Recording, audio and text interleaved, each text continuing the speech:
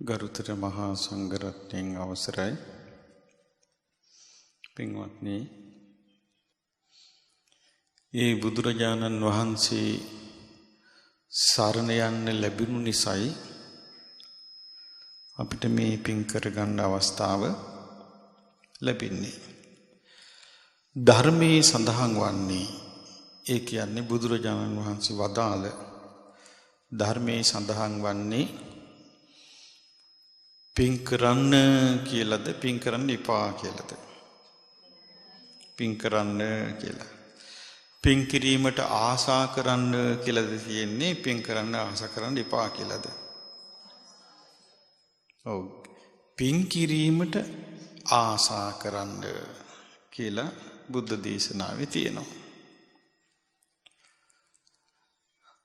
ඒ දේශනාවේ තියෙන්නේ කොහොමද පුඤ්ඤංචි පුරිසෝ කෛරාතේත පුනප්පුන මේ මිනිස්යා කරන යම් පිනක් ඇද්ද ඒ පින පුනප්පුන නැවත නැවත කරන්න තම්මි ඡන්දං කෛරාත ඒ පින කිරීමට ආසාව ඇති කරගන්න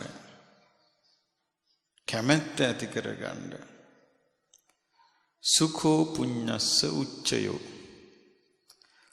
පිනෙන් වැඩෙන්නේ සැපයයි.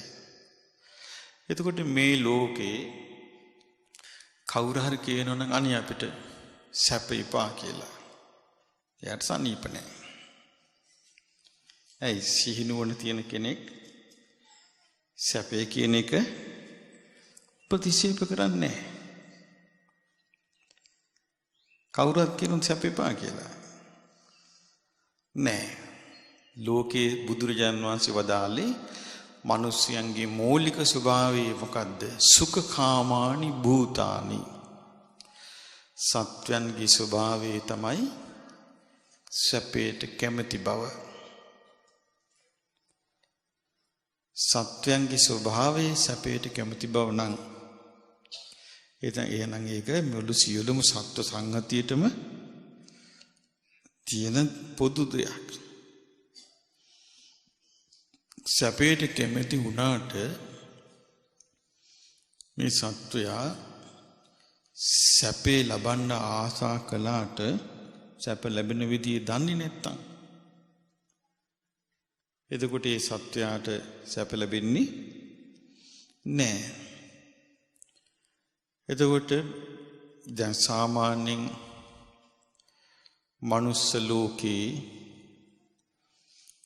තමයි දුක සැප මිශ්‍ර වූ තැන. දිව්‍ය ලෝකෙත් දුක සැප මිශ්‍ර තැනක්. බ්‍රහ්ම ලෝකේ සැප ඇති තැනක්. තිරිසන් ලෝකේ දුක් බහුල තැනක්. ප්‍රේත ලෝකේ දුක් බහුල තැනක්. නිරය බොහෝ දුක් ඇති තැනක්. බුදුරජාණන් වහන්සේ ඕවා උපමා වලින් දේශනා කළා තියෙනවා. උන්වහන්සේ උපමාවකින් දේශනා කළා තියෙනවා මිනිස්සෙක් පාරක යනවා.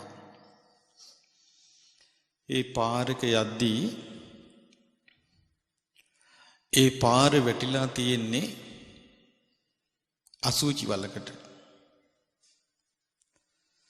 එතකොට මේ මිනිස්සයා මේ පාරේ දිගට ගියොත් ඒ යන ගමන ඉවර වෙන්න පුළුවන් මොකෙන්ද? අසුචි වලේ වැටිලා. බුදුරජාණන් වහන්සේ දේශනා කරන මේ වගේ උන්වහන්සේ දකින්නවා ඇතම් මිනිස්සු ජීවත් වෙන රටාව. ඒ රටාව තුල යා දිගටම ගියොත් වැටෙන්නේ කොහෙද? අර වලේ පස්සේ කාලේ උන්වහන්සේ දකින්නවා යා ඒ වලේ වැටලා ඉන්නවා. උන්වහන්සේ නිරේ ඒ තිරිසන් අපාය ගැන එහෙම දැක්කේ. එතකොට කවුරු හරි මිනිස්සෙක් මරණින් මත්තේ තිරිසන් අපායේ උපන්නොත් ඒක මොකක් වගේද? අසූචි වලක වැටුණා වගේ. ඊළඟට බුදුරජාණන් වහන්සේ දේශනා කළා ගිනි අඟුරු වලක් තියෙනවා. එතකොට මේ පාරේ යනවා. එතකොට ඈත ඉඳලා මිනිස්සෙක් බලනවා. බලද්දි පේනවා ගිනි අඟුරු වලක් තියෙනවා. මේ වල දිහාවට මිනිස්සෙක් යනවා. ආයේ පස්සේ කාලේ පේනවා ඒ මිනිසයා ඒ වලේ වැටිලා ඉන්නවා. එතකොට යම් කිසි කෙනෙක් මරණින් පසු නිරේ උපන්නා නම් ඒක මොකක් වගේද? ගිනි අඟුරු වලේ වැටුණා වගේ. දැන් මේ මනුස්ස ලෝකේ ජීවත් වෙන කී දෙනෙක් ওই ගිනි අඟුරු වලේ වැටෙනව ඇද්ද? අපි දන්නවයි. කී දෙනෙක් අර අසූචි වලේ වැටෙනව ඇද්ද? ඒ උපමාවෙන්ම තේරෙනව නේද ඒකට ආස කරන්න හොඳ නෑ කියලා. ගිනි අඟුරු වලේ නම් මිනිස්සෙක් වැටෙන්න තියෙන යම් පාරක ඒ ගමන් මාර්ගය වෙනස් කළ යුතුද නැද්ද? වෙනස් කළ යුතුයි. අසුචි වලේ වැටෙන්න නම් යම් පාරක් තියෙන්නේ ඒ පාරය වෙනස් කළ යුතුද නැද්ද? වෙනස් කළ යුතුයි. ඊළඟට බුදුරජාණන් වහන්සේ වදාලා තව කෙනෙක් ඉන්නවා මේ ඔක්කොටම උන්වහන්සේ පොදු ව්‍යවහාරයක් පොදු එකක් කියනවා මේ පිපාසෙන් ඉන්න වෙහෙසටපත් වෙච්ච මිනිස්සෙක් තමයි මේ පාරේ යන්නේ. නිකන් කෙනෙක් නෙමෙයි. මේ සසර ගමනේ ගමන් කරන මිනිස්යාට උන්වහන්සේ පෙන්වුවේ ඒ වගේ චරිතයක්. කොහොමද? පිපාසිත වෙහෙසටපත් වූ දුක අකමැති කෙනෙක්. පිපාසිත වෙහෙසටපත් වූ දුක අකමැති කෙනෙක් තමයි මේ පාරේ යන්නේ. නමුත් යාට අසුචියලේ වැටුනොත් යාට ලැබෙන්නේ සැපද? දුක. නිරේ වැටුනොත් දුක. ඊළඟට බුදුරජාණන් වහන්සේ දේශනා කරනවා පිපාසිත වෙහෙසටපත් වෙච්ච දුක් අකමැති සැප කැමැති මිනිස්සෙක් පාරේ යනවා. ඒ කියන්නේ මේ මනුස්ස ලෝකේ ගත කරන විදිය. පාරේ යනවා. යද්දී දැන් මෙයාට යන්නේ කාන්තාර ප්‍රදේශයකටයි. ඒ ප්‍රදේශයේ තියෙනවා ගස්. හැබැයි ඒ ගස්වල ලুকু හේවණක් නෑ. අතරින් පතර කොළ තියෙන ගස් තියෙනවා. ඉතින් පස්සේ කාලේ පේනවා ඒ අතරින් පතරේ කොළ තියෙන කාන්තාර ප්‍රදේශයේ හේවණක් නැති ගහ යට අර මිනිස්සයා අමාරුවෙන් ඉන්නවා. ඒ වගේ කියනවා ප්‍රේත ලෝකේ. එතකොට ප්‍රේත ලෝකේ උපමාව මොකද්ද? කාන්තාර ප්‍රදේශයේ හේවණක් නැති ගසක් යට ඉන්නවා වගේ කියනවා. ඉතින් අපිත් එක්ක හිටපු අය දැන් ඕව ඇති නේද? ඒ උපමා කාගේ උපමාද? බුදුරජාණන් වහන්සේගේ උපමා. කොහෙද උන්වහන්සේ වදාළේ?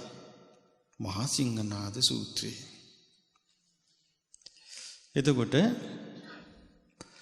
උන්වහන්සේ බුදුරජාණන් වහන්සේ ඊළඟට දේශනා කරනවා මේ පිපාසිත සැප කැමැති වෙහෙසටපත් වෙච්ච මිනිසෙක් පාරේ යනවා. යද්දී එයා යන පාරේ තියෙනවා ලুকু ගහ හොඳට හෙවණ තියෙන. මෙයා ඔය හෙවණ තියෙන ගහයට ගිහින් ගිමන් හරිනවා. බුදුරජාණන් වහන්සේ දේශනා කරනවා ඒ වගේ තමයි කියනවා මනුස්ස ලෝකේ. එතකොට මනුස්ස ලෝකෙ මොකක් වගේද? හෙවණ තියෙන ගහක් යට ඉන්නවා වගේ. හෙවණ තියෙන ගහ යට හැමදාම පදිංචි වෙන්න බෑ. හැබැයි වතුර නෑ හෙවණ තියෙන ගහ යට. හෙවණ විතරක් තියෙනවා. ඊට පස්සේ බුදුරජාණන් වහන්සේ දේශනා කරනවා දිව්‍ය ලෝක ගැන අර පිපාසිත වෙහෙසටපත් වෙච්ච මිනිසෙක් මේ පාරේ යනවා. යනකොට එයාට දකින්න ලැබෙනවා ගෙයක්. හොඳට දොරවල් ජනෙල් දාපු හොඳට සිවිලිම ගහපු ගෙයක් තියෙනවා. එතකොට මෙයාට පේනවා ඒ ගෙදර ගිහිල්ලා අර මිනිස්සයා ඉන්නවා. ඒක මොකක් වගේද? දිව්‍ය ලෝකේ වගේ. දිව්‍ය ලෝකෙ මොකක් වගේද? හොඳට තියෙන ගෙයක්, කාන්තාර ප්‍රදේශයේ තියෙන ගෙයක් වගේ. එතකොට මනුස්ස ලෝකෙ මොකක් වගේද? සෙවණ පැතුරුණු සෙවණ ඇති වෘක්ෂයක් වගේ. ප්‍රේත ලෝකෙ මොකද්ද? කාන්තාර ප්‍රදේශයක කොළයක් දෙකක් තියෙන ගහක් වගේ. තිරිසන් ලෝකෙ මොකක් වගේද? තිරිසන් ලෝකෙ අසූචි වලක් වගේ. නිරේ මොකක් වගේද? ගිනි අඟුරු වලක් වගේ. ඊළඟට බුදුරජාණන් වහන්සේ වදාලා තව මිනිස්සෙක් පිපාසිත වෙහෙසටපත් වෙච්ච සැපකමැති මිනිස්සෙක් යනවා. යනකොට මෙයාට හම්බ වෙනවා ക്ഷേම භූමියක්. ക്ഷേම භූමිය හොඳට පැතිරිච්ච ගස් කොළන් තියෙනවා. නිල් පාට වතුර තියෙන ජලාශයකුත් තියෙනවා. දැන් මෙයා යන්නේ පිපාසයෙන් නේද? අන්න වතුර හම්බ වෙන්නේ එතන විතරයි. ඒ පිපාසයෙන් යන එක්කිනාට ඔන්න ජලාශය හම්බ වෙනවා. පිවිහිසටපත් වෙලා ඉන්නේ මම හොඳට නානවා. නාලා පැන් බොනවා. පැන් වළඳලා සනීපිට හාන්සි වෙලා ඉන්නව අර ගස්සිවනේ. මේ වගේ කියනවා මහණෙනි නිවන. එතකොට පිපාසයෙන් නිවෙන්නේ කොතනද? ධර්මය අවබෝධ කරපු දවසටයි. එතකන් යන්න තියෙන්නේ මේ සසරේ පිපාසෙන් තමයි. ඒ උපමා හරි පැහැදිලි.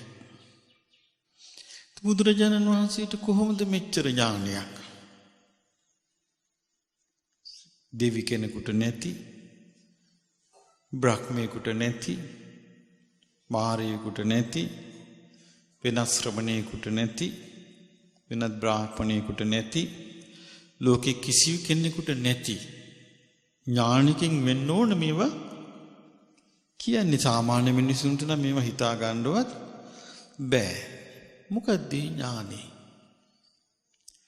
ඒකට කියන්නේ දස බල ඥානෙ. දස බල ඥානෙන් තමයි බුදුරජාණන් වහන්සේ මේවා විස්තර කරන්නේ. ඒ දස බල ඥාන උන්වහන්සේට පිහිටන්නේ සම්බුද්ධත්වයට එක්කමයි. ඒ නිසා උන්වහන්සේට නමක් කියනවා දස බලධාරී. දස බල දරා සිටින. ඒක උන්වහන්සේට තියෙන ඥානයේ බලයක්. බලය කියලා කියන්නේ උන්වහන්සේට ඕන වෙලාවක ඕන විදියකට ඒක පාවිච්චි කරන්න පුළුවන් දෙයක්. මොනවද ඥාන? දස බල ඥාන. පළවෙනි ඥානෙ තමයි තථාගතෝ ඨානං ඨානතෝ අට්ඨානං අට්ඨානතෝ යථා භූතං පජානාති. ඔක ලෝකෙක වෙන කෙනෙකුට බෑ. වෙන කෙනෙකුට නෑ ඔය ඥානෙ. තථාගතයන්ට තියෙන ඥානයක්. මොකද්ද? වෙනදී වෙන හැටිත් නොවෙනදී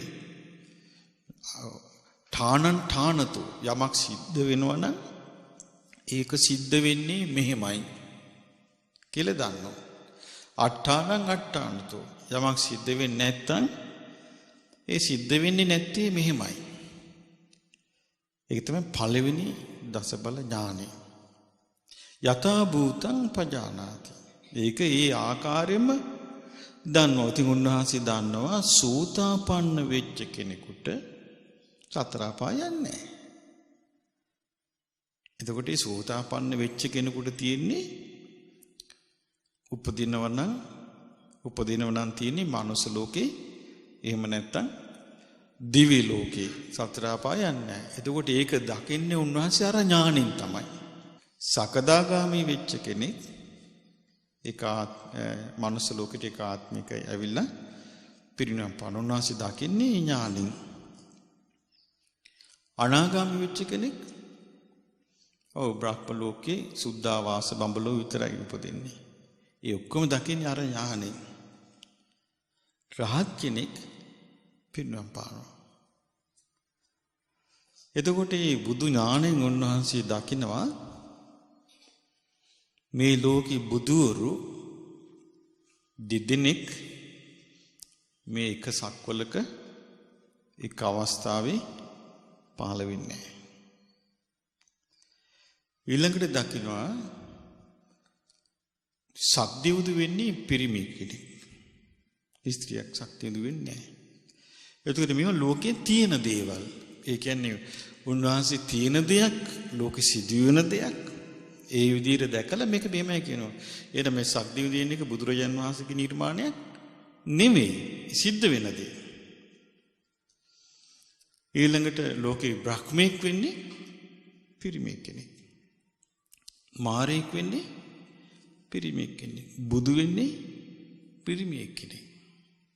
ඒක ලෝකේ තිබෙන ස්වභාවය. ඒක ඒ විදිහටම දකිනවා.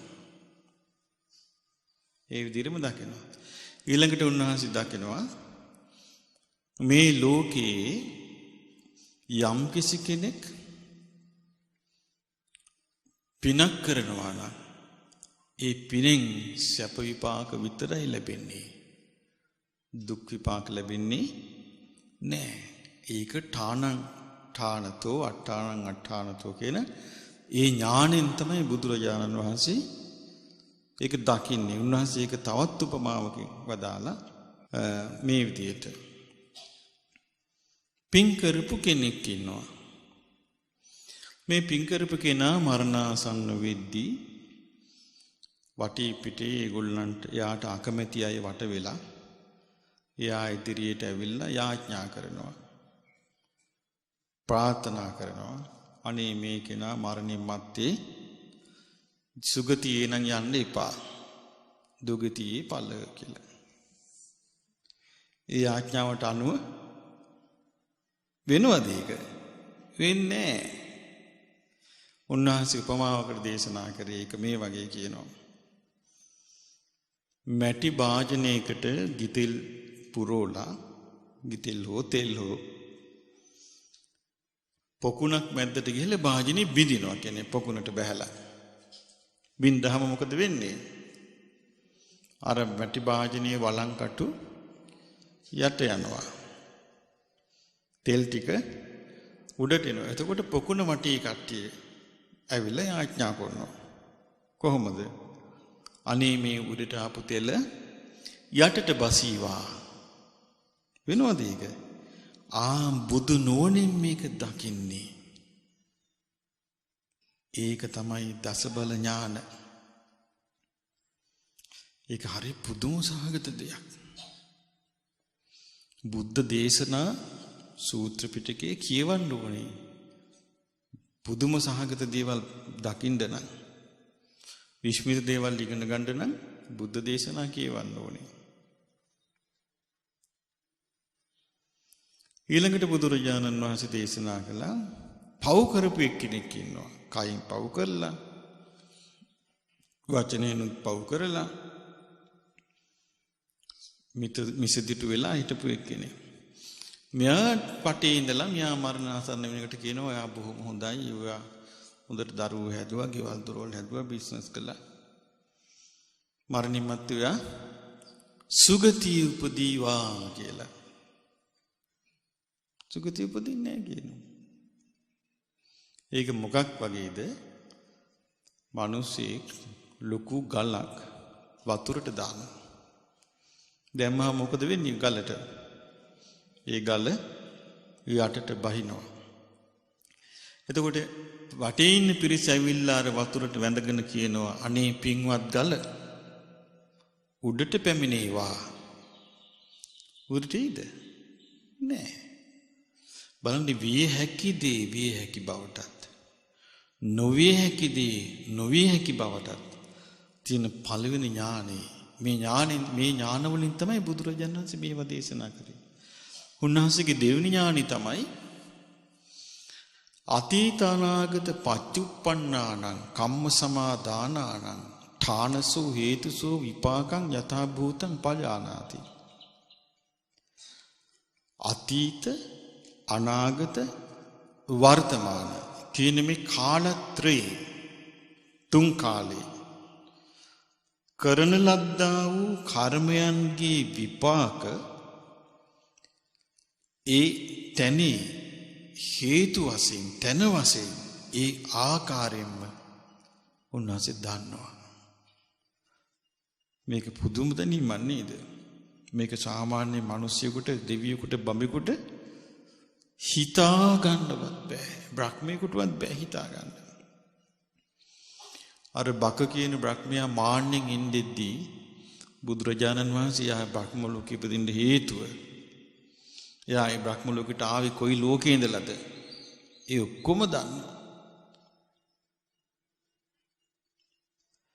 ඊළඟට බුදුරජාණන් වහන්සේගේ අවබෝධී අර බුදුරජාණන් වහන්සේ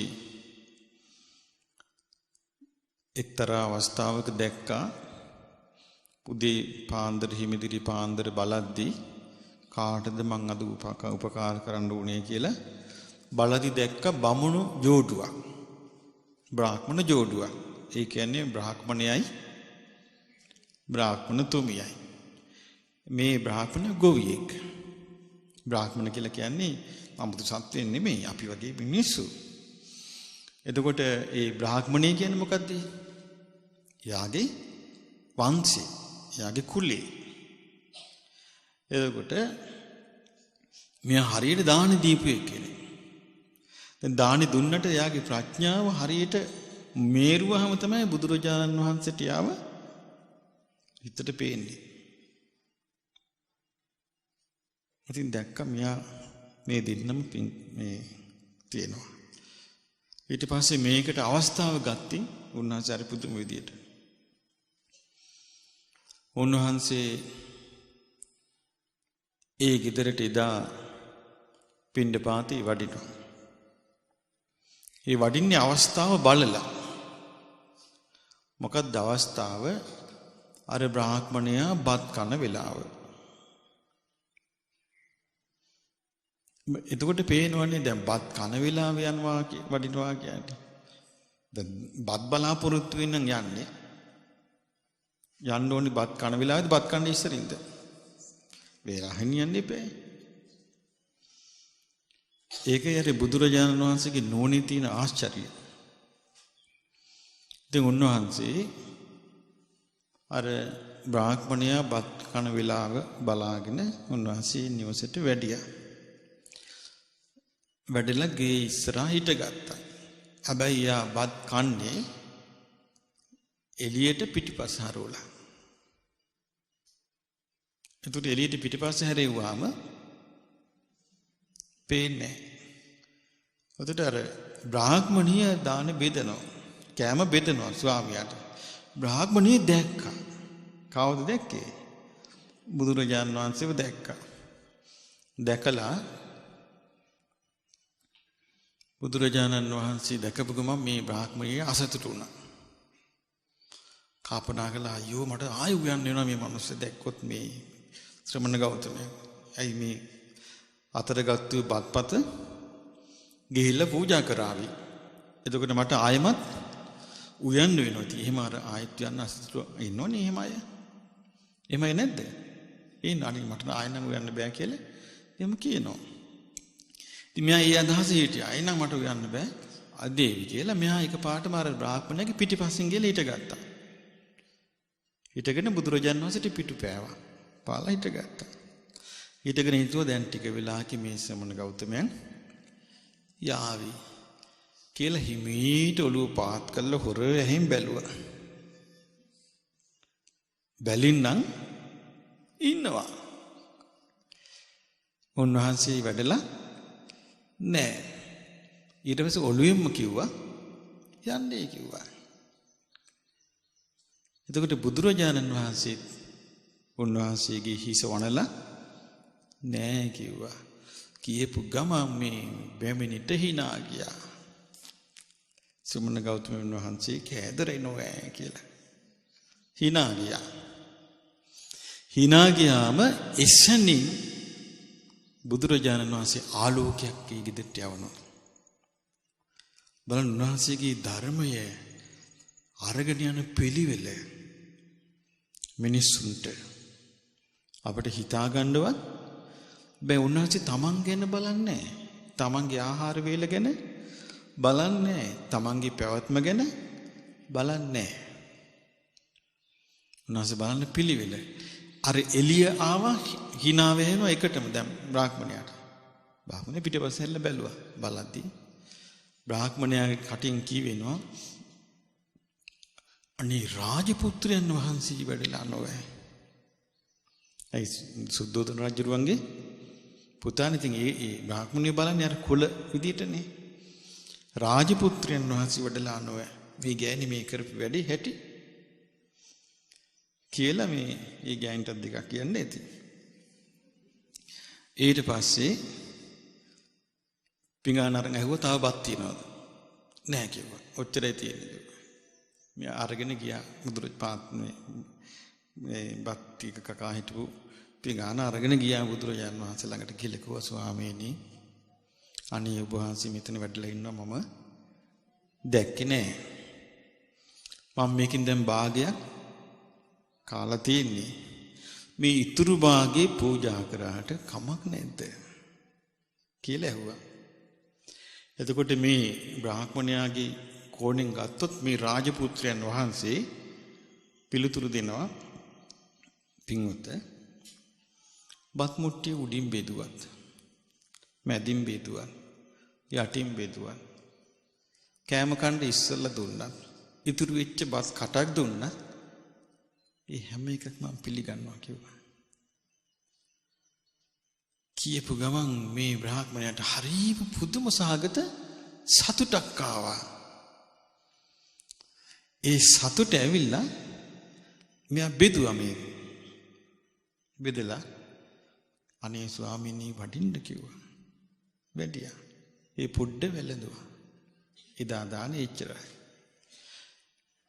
දැන් ওই පින්න පහති ගිහිල්ලා දැන් ඔන්න බෙදුවම ඇහුවනේ මේ බත් මුට්ටිය උඩින් ගත්තත් කමක් නැහැ. මැදින් බෙදුවත් කමක් නැහැ. දංකොඩ වුණත් කමක් නැහැ. ඊළඟට පින්න පහති විදද්දී දානේ මොකද්ද පිඟානේ අන්තිම බත් කට උනත් කමක් නැහැ කිව්වා.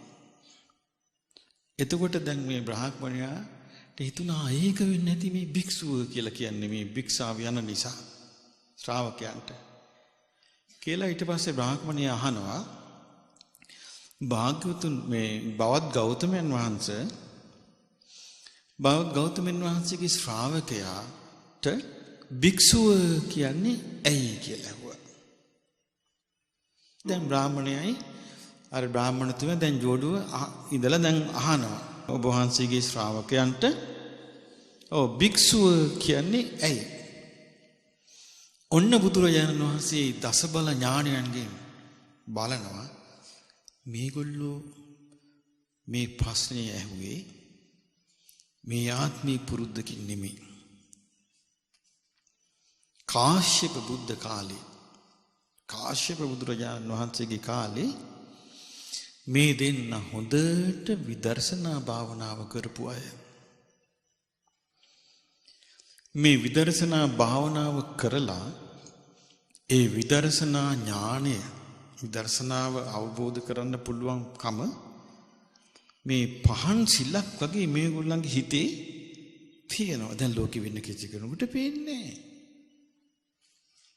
වෙන කිසි දෙවියෙකුට බඹෙකුට මේක හොයන්න බෑ. මේ බුද්ධ ඥාණයෙන් බලන්න කලින් ආත්මේ කරපු කර්මය තනක් දැක්කා. මේ කර්මය කළේ කොහෙද? කාශ්‍යප බුද්ධ කාලේ හේතුවක් දැක්කා. මේ විදර්ශනා මෙනෙහි කිරීමෙන් ලත් කුසල් බලයක්. භික්ෂුව ගැන නෙමෙයි උත්තරේ දුන්නේ. බුදුරජාණන් වහන්සේ ගාථාවක් දේශනා කරනවා. ගාථාවක් දේශනා කරනවා. යමෙක් නාම රූපයන් මනාකොට විග්‍රහ කරලා තේරුම් අරගෙන අවබෝධ කරලා ඒ කෙරෙහි ඇති ඇල්ම දුරු කරයිද ඔහුය භික්ෂුව. මේක කියන එකට පාර විදර්ශනා භාවනාවේ තියෙන නාම රූප විස්තරෙන්නේ. රූපස්කන්ධය ඊළඟට නාමේ විඥාන නාම රූප ස්පර්ශ වේදනා මේවා අනිත්‍ය වශයෙන් විමසීමනේ. මේ ඔක්කොම අර පෙර ආත්මේ පුරුදු කරපු ඔක්කොම අවබෝධ වෙලා ඒ දින්න ඒ ආසනීයම අනාගාමී ඵලයටපත් වෙනවා. බලන්න බුදු නෝනේ අසිරිය. එතකොට සම්පූර්ණ බුදුරජාණන් වහන්සේ ධර්මයේ දේශනා කරලා තියෙන්නේ දසබල ඥානයන් තුල පිහිටලා විශාරද ඥානයන් තුල පිහිටලා ඒ තමයි උන්වහන්සේගේ දෙවෙනි ඥානෙ. උන්වහන්සේගේ තුන්වෙනි ඥානෙ තමයි සබ්බත් ගාමිනී පටිපදා යථා භූතං පජානාති. හැම තැනටම ගෙන යන ප්‍රතිපදාව ඒ විදිහටම උන්වහන්සේ දන්නවා. එක දවසක් බ්‍රාහ්මණෙක් ඇවිල්ලා අහනවා භාග්‍යවතුන් වහන්සේ ඔබ වහන්සේ මේ නිවන් යන ප්‍රතිපදාව, දෙව්ලොව යන ප්‍රතිපදාව, සුගතිය යන ප්‍රතිපදාව ගැන ඉතින් නිතර දේශනා කරනවනේ. ඉතින් දුගතිය යන ප්‍රතිපදාවත් කියන්නකෝ කිව්වා. ඒතරින් බ්‍රාහ්මණේ සතුන් මරන්න, හොරකම් කරන්න, වැරදි කාම සේවනයේ යෙදෙන්න, බොරු කියන්න, කේලාම් කියන්න, පරුස වචන හිස් වචන කියන්න, මිත්‍යා දෘෂ්ටි සමාදන් වෙන දුගතිය තමයි කිව්වා. ඒ මුකියන ප්‍රතිපදාවද? දුගතිය උපදින ප්‍රතිපදාව, දුගතිය කරාගෙන යන ප්‍රතිපදාව. එතකොට බුදුරජාණන් වහන්සේ දුගතිය කරා ගෙනියන්නේ මේන්ය කියලා දේශනා කළා නැද්ද? දේශනා කළා තියෙනවා. සුගතිය කරා යන්නේ මේන්ය කියලා දේශනා කළා නැද්ද? එක දවසක් බ්‍රාහ්මණයෙක් ඇවිල්ලා කිව්වා භාග්‍යවතුන් වහන්සේ මං හරි ආසයි බ්‍රහ්ම ලෝකේ යන්න. අනේ මට බ්‍රහ්ම ලෝකේ යන්න ක්‍රමේ කියන්නේ කිව්වා. එතකොට බුදුරජාන් වහන්සේ වදාලා බ්‍රාහ්මණය ඔබ සියලු සත්වයන් කෙරෙහි මෙසිත පතුරවන්න කිව්වා. උතුරු දිසාවට, උතුරු අනු දිසාවට, නැගෙනහිරට, නැගෙනහිර අනු දිසාවට, දකුණු දිසාවට, දකුණු අනු දිසාවට, බටහිර දිසාවට, බටහිර අනු දිසාවට, උඩ දිසාවට, යට දිසාවට, දස දිසාවට මෙසිත පතුරවන්න කිව්වා. මෙසිත පතුරවලා ඒ මෛත්‍රී සමාධියෙන් යුක්තව ධානයට පත් කරගන්න කිව්වා හිත. එතකොට බඹලෝ යනවා කිව්වා. එතකොට බුදුරජාණන් වහන්සේ තමයි බඹලුවන් ප්‍රතිපදාව දන්නේ. ඒ කාලේ හිටපුව දන්නේ. දැන් එක දවසක් මේ එක්කෙනෙක් ඇවිල්ලා කියනවා භාග්‍යවතුන් වහන්සේ මේ පව් දුරු කරන ප්‍රතිපදාවක් අපිට උගන්වලා තියෙනවා. ඒකට මම හරි කැමතියි කිව්වා. මොකක්ද කියලා ඇහුවා. එතකොට කිව්වා මෙහෙමයි උගන්වලා තියෙන්නේ කිව්වා අපිට. විශේෂ නැකත් දවස් තියෙනවා. මේ නැකත් දවසට නැගිටපන් උදේට. නැගිට්ටා. නැගිට්ටට පස්සේ නැකතට එක එක දිශාවලුත් කියනවනේ අර පැත්ත බලන් ඵලයන් මේ පැත්ත බලන් ඵලයන් කියලා එහෙම තියෙනවලුනේ. එතකොට ඒ දිශාව බලාගෙන ඵලයන් කියනවා. ඒ දිශාව බලාගෙන යනකොට කණුව තිබ්බොත් කණුව නැගලා බහැලා ඵලයන් කියනවා. වතුර තිබ්බොත් වතුරට බහැලා ඵලයන් කියනවා. කුණු ගොඩක් තිබ්බොත් කුණු ගොඩට බහැලා ඵලයන් කියනවා. කටු ගොඩක් තිබ්බොත් කටු ගොඩයි දැන් වෙනස් කරන්නේ නැත්තේ මොකද්ද? දිශාව. වෙනස් කරන්නේ නැත්නම් එහෙම ගිහිල්ලා වැටෙන හෙලකට නම් හෙලකට එහෙට පැනලා මැරියන් කියනවා. සුගතියේ. කියනවා භාග්‍යතුන් වහන්සේ මම හරිය කැමතියි මේකට කියනවා.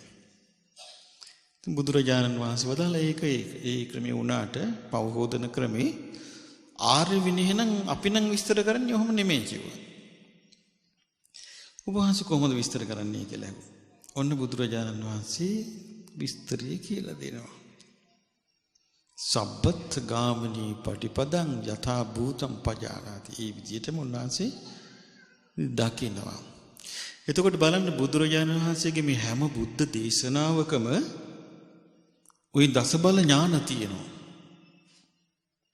දසබල ඥානයන්ගෙන් යුක්තමයි මේ බුද්ධ දේශනාව දේශනා කළා තියෙන නිසා අපි හරි ගෞරවයෙන් සලකන්න ඕනේ බුද්ධ වචනේට. ඊළඟට උන්වහන්සේ දේශනා කළා අනේක ධාතු නානා ධාතු ලෝකං යථා භූතං පජානාති. මේ ලෝක ස්වභාවය නානා ධාතු ස්වභාවය කියනවා. අනේක ධාතු ස්වභාවය කියනවා. මොකද්ද මේ ලෝකේ තියෙන ධාතු ස්වභාවය? නරකට නරක එකතු වෙනවා. හොඳට හොඳ එකතු වෙනවා.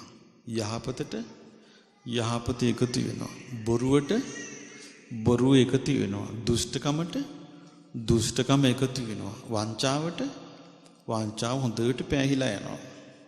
එතකොට මේ ධාතු ස්වභාවය කියනවා මේක. ඒක මොකද්ද? ධාතු ස්වභාවය. එතකොට මේ ධාතු ස්වභාවය ගැන බුදුරජාණන් වහන්සේ ලස්සන විස්තරයක් කරනවා. සාරිපුත්ත මහරහතන් වහන්සේ භික්ෂු පිරිසක් සමග සක්මන් කරනවා. මෙහෙම සක්මන් කරද්දී බුදුරජාණන් වහන්සේ වදාළ මහණෙනි ආ බලන්න සාරිපුත්තයන් සංඝ පිරිසක් එක්ක සක්මන් කරනවා.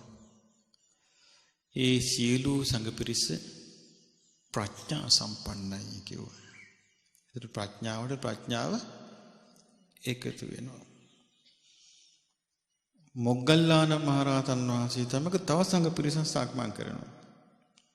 මහණෙනි යාම් බලන්න මොග්ගල්ලාණයන් සමග සංඝ පිරිසක් සක්මන් කරනවා කිව්වා. ඔය සියලු සංඝ පිරිස 이르දි බල සම්පන්නයි කිව්වා. 이르දි බල තියෙනයි 이르දි බල තියනත් එක්ක එකතු වෙනවා. අනුරුද්ධයන් වහන්සේ තමක තව පිරිසක් සක්මන් කරනවා. මහණෙනි යාම් බලන්න අනුරුද්ධත් එක්ක අන්න පිරිසක් සක්මන් කරනවා. ඒ සියලු පිරිස දිවස්ලාභීන් කිව්වා. ඉතින් ඔහොම කියලා දේවදත්තත් එක්කත් පිරිසක් සක්මන් කරනවා. මහණෙනි අර බලන්නකෝ දේවදත්ත පස්සේ සංඝ පිරිසක් ගිහිල්ලා සක්මන් කරනවනේ. ඔක්කොම දුෂ්ටයි කිව්වා. මොනවද? ධාතු ස්වභාවය. ඒ ධාතු ස්වභාවය. ඒ කියන්නේ එහෙනම් එකිනෙකා පෑහිලා යන්නේ මොකෙන්ද? යම්කිසි ධාතු ස්වභාවය කියන්නේ මේ ධාතු ස්වභාවයේ ඒ ආකාරයෙන්ම බුදුරජාණන් වහන්සේ දකිනවා. ඒක තමයි අනේක ධාතු නානා ධාතු ලෝකං පජානාති. සත්තාන නානාදි මුත්තිකතම් යථා භූතං පජානාති. සත්වයන්ගේ නානා ගති ස්වභාවය ඒ විදිහටම බුදුරජාණන් වහන්සේ දකිනවා. ඒ විදිහටම දකිනවා. දැන් බුදුරජාණන් වහන්සේට ඕන වුණා පින තියෙන එක්කෙනාව බේර ගන්න ඕන වුණා. හැබැයි පින තියෙන එක්කෙනා මිනිස්සෙන් නෙමෙයි යකා. ආලවක. දැන් බැලුවා මේ පුද්ගලයා බේරගත්තු සතර අපායින් නිදහස් කරගන්න පුළුවන්. එනමුත් මේ පුද්ගලයාගේ ස්වභාවය කොහොමද? මුදු මොලොක්ද දරදඬුද? දරදඬුයි. දරදඬු කෙනා ළඟට ගිහිල්ලා උන්වහන්සේ මොලොක් කිනවා. ඉර්ධිපාත්‍යාරි පාණ්ඩව බැරුව කමක් තිබ්බද? නෑ. ඉතින් යකා මොකද්ද කිව්වේ? යකා ආහා ඔබ වහන්සේ මම නැති වෙලාවේ මේ ආසනේ වැඩ හිටියේ බොහොම මගේ මට හරි සතුටුයි. එහෙම කිව්වද?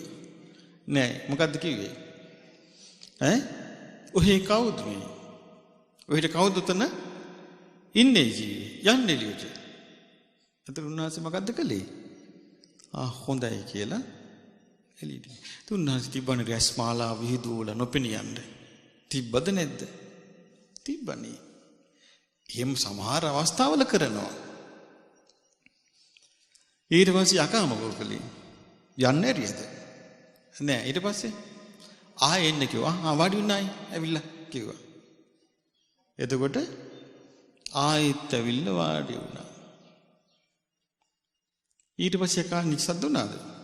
ඊට පස්සේ මොකද කිව්වේ? ආයෙත් යන්න එළියට. උන්වහන්සේ මොකද කළේ? හොඳයි. යන්නම් කියා. ඊට පස්සේ යකා මොකද කළේ? ආයෙත් එන්න කිව්වා. යකාගේ අදහස මොකද? යකුන්නේ හැටි වෙයි. ඇයි? හොද්දට මඩ උඩනවා. එතකොට යකා අදහස් කළේ හොඳට මඩවන්න බැලුවේ. දිගින් දිගට දැන් 3 පාරක් කළා. ඊට පස්සේ 4 වෙනි පාර කිව්වහම මොකද කිව්වේ බුදුරජාණන් වහන්සේ? කිව්වා යක්ෂය ඕනිකම් කරහන් කිව්වා. මම යන්නේ කිව්වා. ඊට පස්සේ යකාගේ අර තිබිච්ච අර ගුරුසු ගතිය අඩු වුණා. ඊට පස්සේ තමයි යකා ප්‍රශ්න අහලා මුන්නහසිගේ උත්තර දීලා යකාට අවබෝධ වුණා. භාග්‍යතුන් වහන්සේගේ ශ්‍රාවකෙක් බවට පත් වුණා. නිකන් ශ්‍රාවකෙක් නෙමෙයි සෝතාපන්න ශ්‍රාවකෙක් බවට පත් වුණා. බ්‍රහ්ම ලෝකෙත් එහෙම එකක් වුණා. ඔය බක බ්‍රහ්මයාව দমনය කරන්න ගියපු වෙලාවේ ඉතින් දැන් මොන කියාගෙන යනකොට බ්‍රහ්මයාට තේරුණා දැන් බ්‍රහ්මයා පරදිනවා. පරදින නිසා බුදුරජාන් වහන්සේට කිව්වා ශ්‍රමණය මං දැන් නුඹට නොපෙනී මං දැන් අතුරුදහන් වෙලා යනවා. නොපෙනී යනවා කිව්වා. බුදුරජාන් ගාන නැතිව එහෙනම් නොපෙනී යන්න බලන්න. නොපෙනී යන්නේ නැහැ දැන් මෙයාගේ. යාගේ සීල 이르දි බලයේ බුදුරජාන් වහන්සේගේ වසඟයට ගත්තා. දැන් ඒ බක බ්‍රහ්මයන්ගේ තිබිච්ච 이르දි බල එයාගේ හාසක ඔක්කොම දැන් කාගේ වසඟෙද තියෙන්නේ? භාග්‍යතුන් වහන්සේගේ වසඟේ තියෙන්නේ. දැන් කිව්වා යන්න බලන්න. මොකක් කරන්න බෑ. හිර වුණා. ඊට පස්සේ බ්‍රහ්මයා කියනවා එතකොට බුදුරජාන් වහන්සේගේ බදාලා බ්‍රහ්මය මං දැන් නොපෙනී යනවා. අන්න 이르දි දක්වන හැටිනේ මං දැන් නොපෙනී යනවා. පුළුවන් නම් වළක්වන්න කිව්වා. එතකොට මෙයා කල්පනා කළා එයාටත් පුළුවන් වසඟේ පවත්තන්න. නොපෙනී යන්න බලන්න මං වළක්වන්නම් කිව්වා. වළක්වන්න බෑ නොපෙනී ගියා. නොපෙනී ගිහිල්ලා කියනවා විඥානං අනිදස්සනං අනන්තං සබ්බතෝපබං එත් ආපෝච පඨවි තේජෝ වායෝ නගාදති කියලා මේ රහතන් වහන්සේගේ හිතේ ස්වභාවය රහත් මනස විස්තර කරනවා. දමණය වුණා. සත්වයන්ගේ නානාදිමුක්තික බව නානා ස්වභාව ඇති බව බුදුරජාණන් වහන්සේ ඒ ආකාරයෙන්ම දකිනවා. එක දවසක් භික්ෂුවක් ඇවිල්ලා කියනවා අනේ ස්වාමීනි මං ඉතින් මහාන වෙන්න ආවේ නිකන් සරල වැඩක් ඇති කියලා හිතාගෙනයි. බැලින්නම් මේ ශික්ෂාපද තියෙනවා නොවේ 100 ගානක්. මට නම් මෙච්චර රකින්න බෑ කියලා. ඉතින් බුදුරජාණන් වහන්සේ තේරුණා මෙයාට මෙයා බරපතල විදියට හිතට අරගෙන. බුදුරජාණන් වහන්සේ ඇහුවා එහෙනම් හරි උච්චේරේ රකින්න බැරි නම් ඔයාලට 3ක් රකින්න පුළුවන්ද කියලා ඇහුවා. 3ක් නම් කමන්නේ කිව්වා. එහෙනම් සිත කය වචනේ 3 රකින්න කිව්වා. ඒක කිව්වා. ඒක කමන්නේ කිව්වා. සිත කය වචනේ 3 රැක්ක සුළු කලකින් රහත් වුණා.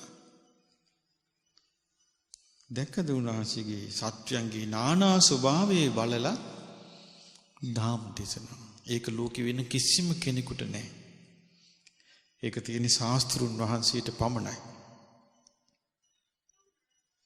ශාස්ත්‍රුන් වහන්සේට පමණක් පිළිරණ එක.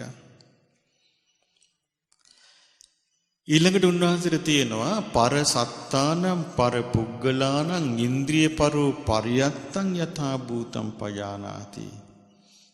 අන්‍ය සත්වයන්ගේ අන්‍ය පුද්ගලයන්ගේ අභ්‍යන්තරයේ ධර්මාබෝධයේ සකස් වෙලා තියෙන අයුරු ධර්මාබෝධයට සකස් වෙලා තියෙන අයුරු ඒ විදිහටම දකින්න. ලෝක වෙන කාටවත් නැහැ. සාරිපුත්ත මහරහතන් වහන්සේ ළඟ ශිෂ්‍ය නමක් හිටියා. සාරිපුත්ත මහරහතන් වහන්සේ අසුභ භාවනාව ඉගෙනුවා. අසුභ භාවනාව මෙනෙහි කරනවා හරියන්නේ නැහැ. සාමාන්‍යයෙන් අසුභ භාවනාව ඒක බුද්ධ කාලේ අසුභ භාවනාව වඩන්න විශාල පින්බලයක් ඕනේ. සාමාන්‍ය ලෝකයේ ඇදිලා යන එකක් නේ රාගය කියන්නේ. ඒ රාගය ප්‍රහාණය කරන ආකාරයට හිත දියුණු වෙන්න බලවත් පිනක් ඕනේ. ඉතින් බුද්ධ කාලේ භික්ෂුන් වහන්සේලා සම්පූර්ණ ආරම්භක භාවනාව මොකද්ද? අසුභ භාවනාව. ඔබ මහාන පින්කම් වලට ගිහිල්ලා තියෙනව නේද? සිවුරුපටිය බෙල්ලේ බඳින්නේ මොකක් කියලාද? කේසා, ලෝමා, නකා, දාන්තත්. මේ මහා වටිනා වචන. බුදු කෙනෙකුගේ මුවින් පිට වෙන වචන. ලෝකේ සත්‍යයට අහන්න ලැබෙන්නේ නැති දුර්ලභ වචන. ඒ මොකද දැන් සමහර භික්ෂුන් වහන්සේලා බුදුරජාන් වහන්සේගේ කාලේ හිටියා. උන්වහන්සේලාට කියන්නේ කරගෙයි රහත් වෙනවා කියලා. කර කියලා කියන්නේ දැලි පිහියට. එතකොට කරගෙයි රහත් වෙනවා කියලා කියන්නේ දැලි පිහියෙන් හිස බාණ්ඩ ඉස්සර වෙලා කෙස් දිගිත්තක් කපලා අතර දෙනවා. ඊළඟ කියනවා දරුවා මේක මෙනෙහි කරන්න කියනවා. කේසා, ලෝමා, නකා, දන්තා, තටු, කෙස්, ලොම්, නියදත් සම කියලා. එහෙම කරද්දී සමහර පුංචි දරුවෝ මේ අවුරුදු 7 8 පොඩි දරුවෝ රහතන් වහන්සේලා බවට පත් වෙනවා. නිකලෙස් වෙනවා. එතකොට මේක සුළුපටු එකක්ද මේ සංසාකල යුතු ධර්මයේ. එතකොට සාරිපුත්යන් වහන්සේ මේ ස්වාමීන් වහන්සේට උගන්වනවා හරියන්නේ එක එක ක්‍රමයකට අසුභ භාවනාව මෙනෙහි කරන්න කිව්වා. ඒ පොඩි නමගේ හිතේ ඒක පිහිටන්නේම නැහැ. ඉතින් බුදුරජාණන් වහන්සේ මොකද කළේ? සාරිපුත්යන් වහන්සේ කල්පනා කළා අනේ මට නම් මේ පොඩි නමට කියන්න මේක තේරෙන්නේ නැහැ. එතකොට මේ තේරෙන්නේ නැත්තේ කාටද? ප්‍රඥාවෙන් අග්‍ර වූ ධර්මසේනාධිපතින් වහන්සේට. බුදුරජාණන් වහන්සේ ළඟට එක්කන් ගියා. ඔන්න උන්වහන්සේ දැන් බලනවා මේ පොඩි නම කවුද? ඇයි මේක උනේ? ආත්ම භාව 500ක් රත්තරන් කැටයන් කරපු කෙනෙක්. ආන්දා 500ක් රත්තරන් වැඩ කරලා තියෙන්නේ. සිව් රත්තරන් දිහා බලාගෙන කැටයන් කරපු එක්කෙනා. එහෙම කළා හිත පිරලා තියෙන්නේ මොකේද? රත්තරනේ. රත්තරන් වල හිත පිටිපෙන්නට කේසා ලෝමා කිව්වට ඒක හරි කියේ නෑ. බුදුරජාණන් වහන්සේ වදාළ සාරිපුත්තය අපි වෙන ක්‍රමයක් කරමු මෙයාට කිව්වා. කියලා උන්වහන්සේ මවලා දුන්න රත්තරන් මලක් වැලි ගොඩක් ගහලා වැලි ගොඩි රත්තරන් පාට මල දුන්නා. පොඩි නම මේක දිහා බලන් ඉන්නේ කිව්වා ලෝහිතකම් කිය.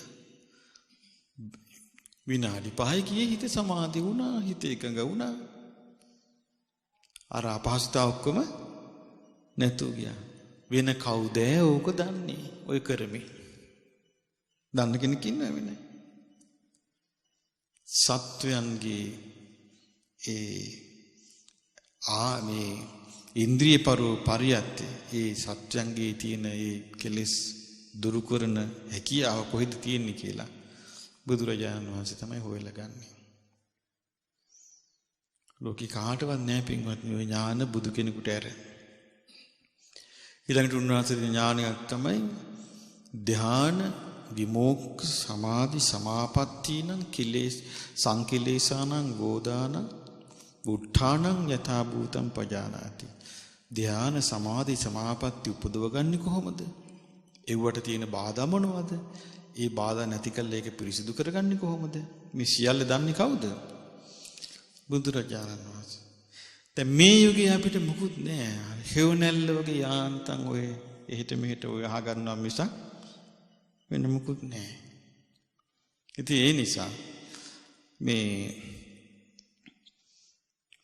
ඊළඟට බුදුරජාණන් වහන්සේට තියෙනවා මේ පුබ්බේ නිවාස ඥානෙ. මේ පෙර ගත කළ ජීවිතය ගැන මේ වෙන සත්වයන්ගෙත් මේ පෙර මෙයා මේ විදිහට ජීවත් වෙච්ච කෙනෙක් කියලා දැන් බැලුවානේ. මේවා හොයාගත්තනේ.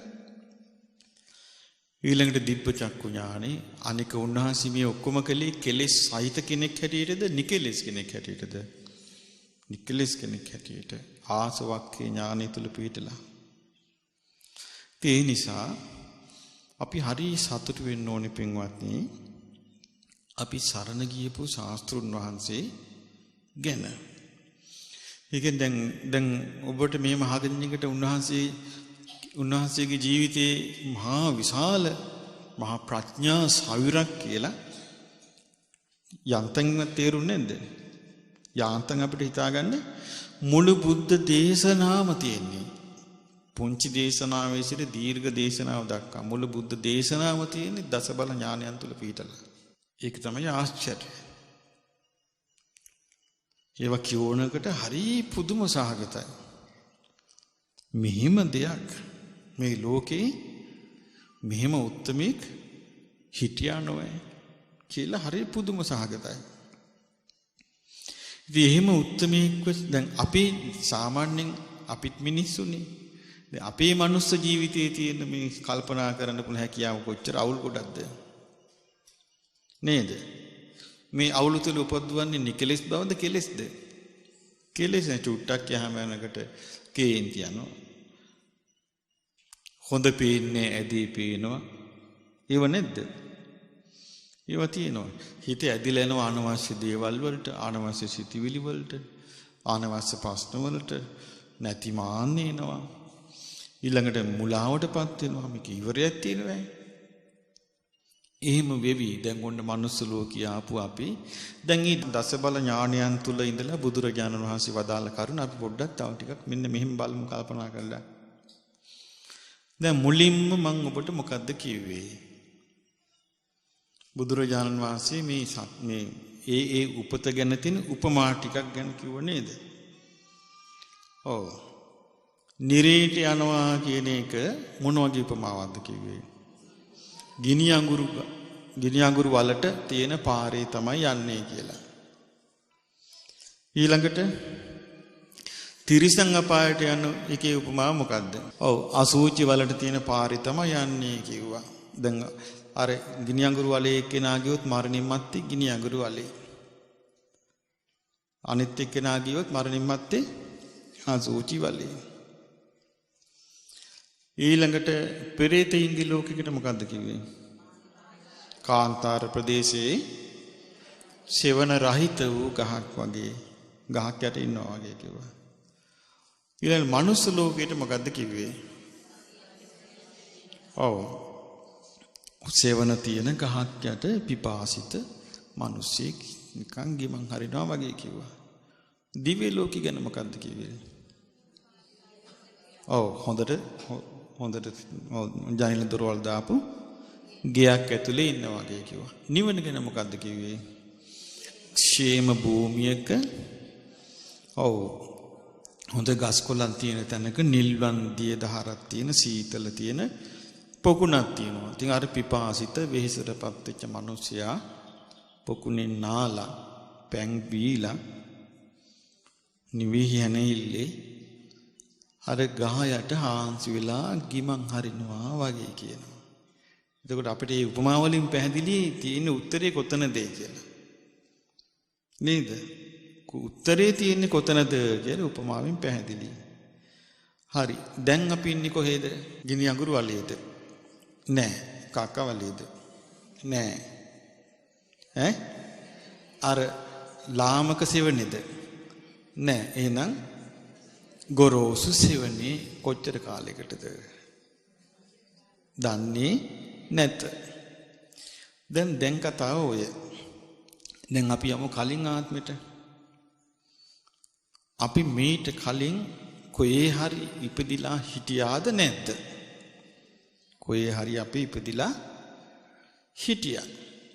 ඒ ඉපදිලා ඉන්න තැන අපි තාම ඉන්නවද? නෑ. අපි එතනින් මැරුණාද නැද්ද? කලින් ආත්මය අපි හිටපු තැනින් මැරුණා. අපි චුත වුණා. චුත වුණේ මොකද්ද? මේ ජීවිතේ මේ මිනිස්සුන්ගේ මරණ ගෙවල් වල ගිහිල්ලා නැද්ද? මලමිනී දැක්කාද නැද්ද? නැත්තේ මොකද්ද? විඥානේ නැහැ. ආයුෂය නැහැ. ඊළඟට ඇඟේ රස්නේ නැහැ. එතකොට විඥාණය නැති, ආයුෂය නැති, රස්නේ නැති මලකුණක්. ඒ කියන්නේ ඒකට අපි කියන්නේ මරුණා කියලා. මලකුණේ කියලා කියන්නේ ඊට පස්සේ.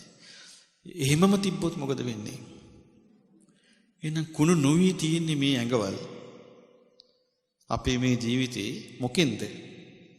ආයුෂයෙන්, විඥාණයෙන්, රස්නෙන්. එහෙනම් මේ ආයුෂය තියෙනවා, මේ විඥාණය තියෙන්නේ කොහෙද? අපේ ඇහි විඥාණය හට ගන්නවා. කනේ විඥාණය හට ගන්නවා. නාසයේ විඥාණය හට ගන්නවා. දිවේ විඥාණය හට ගන්නවා. කයේ විඥාණය හට ගන්නවා. මනසේ විඥාණය හට ගන්නවා. එහෙනම් ඇහිත් රසනේ තියෙනවා. කනෙත් තියෙනවා. නාසෙත් තියෙනවා. දිවෙත් තියෙනවා. කයෙත් තියෙනවා. මනසෙත්. ආයුෂ. එහෙනම් ආයුෂයි විඥානයයි ආයුස්මාච විඥාන. ආයුෂයි උණුසුමයි විඥාන නෙගේ. එහෙනම් ආයුෂත් තියෙනවා ඇහි. ආයුෂ තියෙනවා කනේ. ආයුෂ තියෙනවා නාසයේ. ආයුෂ තියෙනවා දිවේ.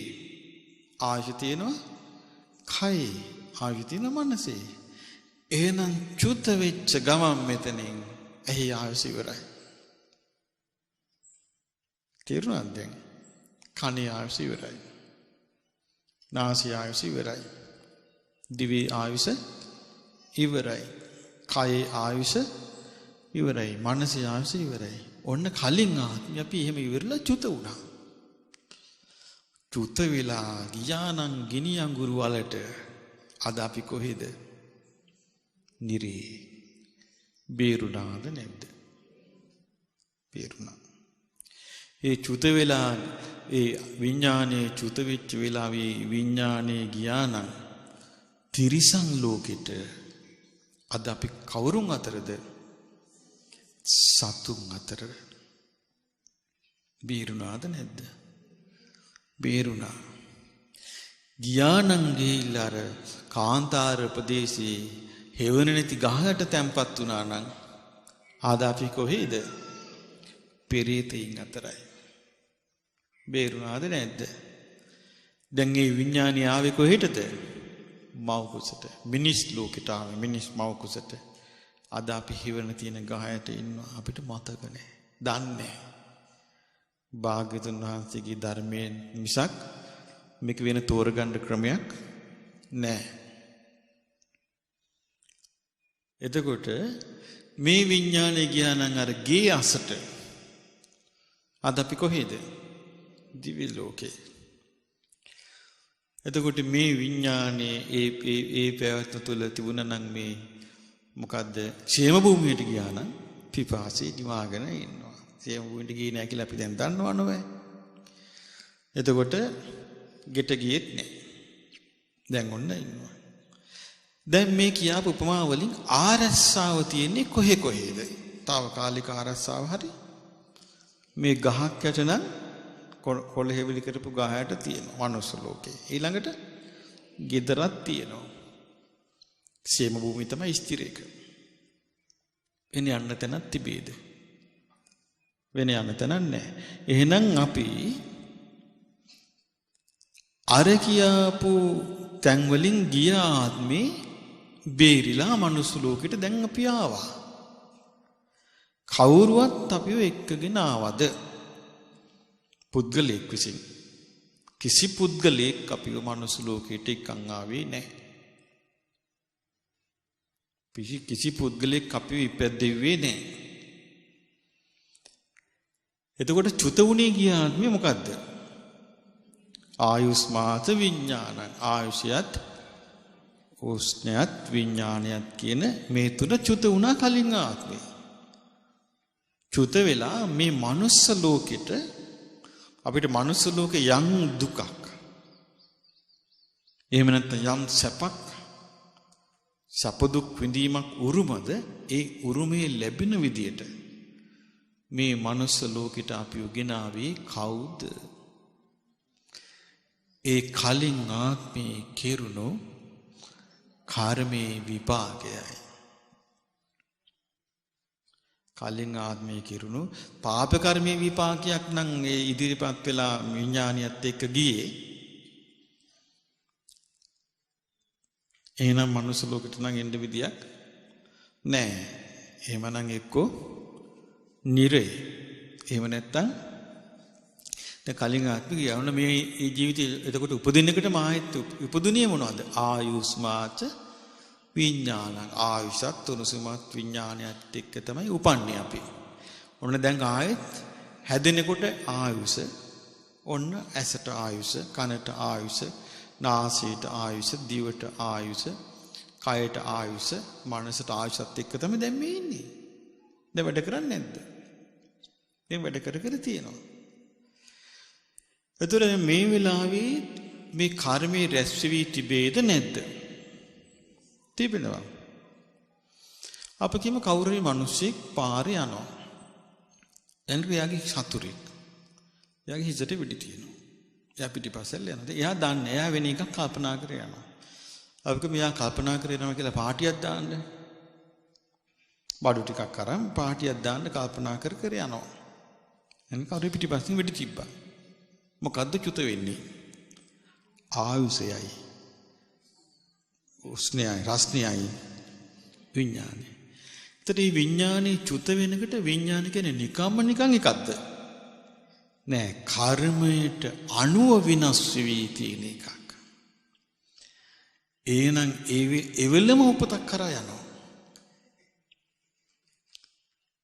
එහෙනම් උපතක් කරා යන ස්වභාවයෙන් යුක්තව තමයි අපි දැන් ඉන්නේ.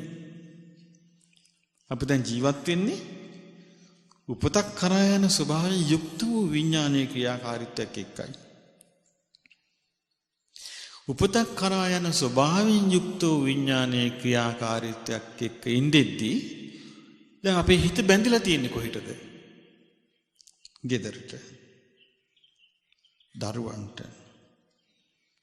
කෑම බීම වලට, ගස් කොළන් වලට, මිල මුදල් වලට, ඒ වටපිටාවට, තමන්ගේ ඇඟට මේවටනේ බැඳිලා ඉන්නේ.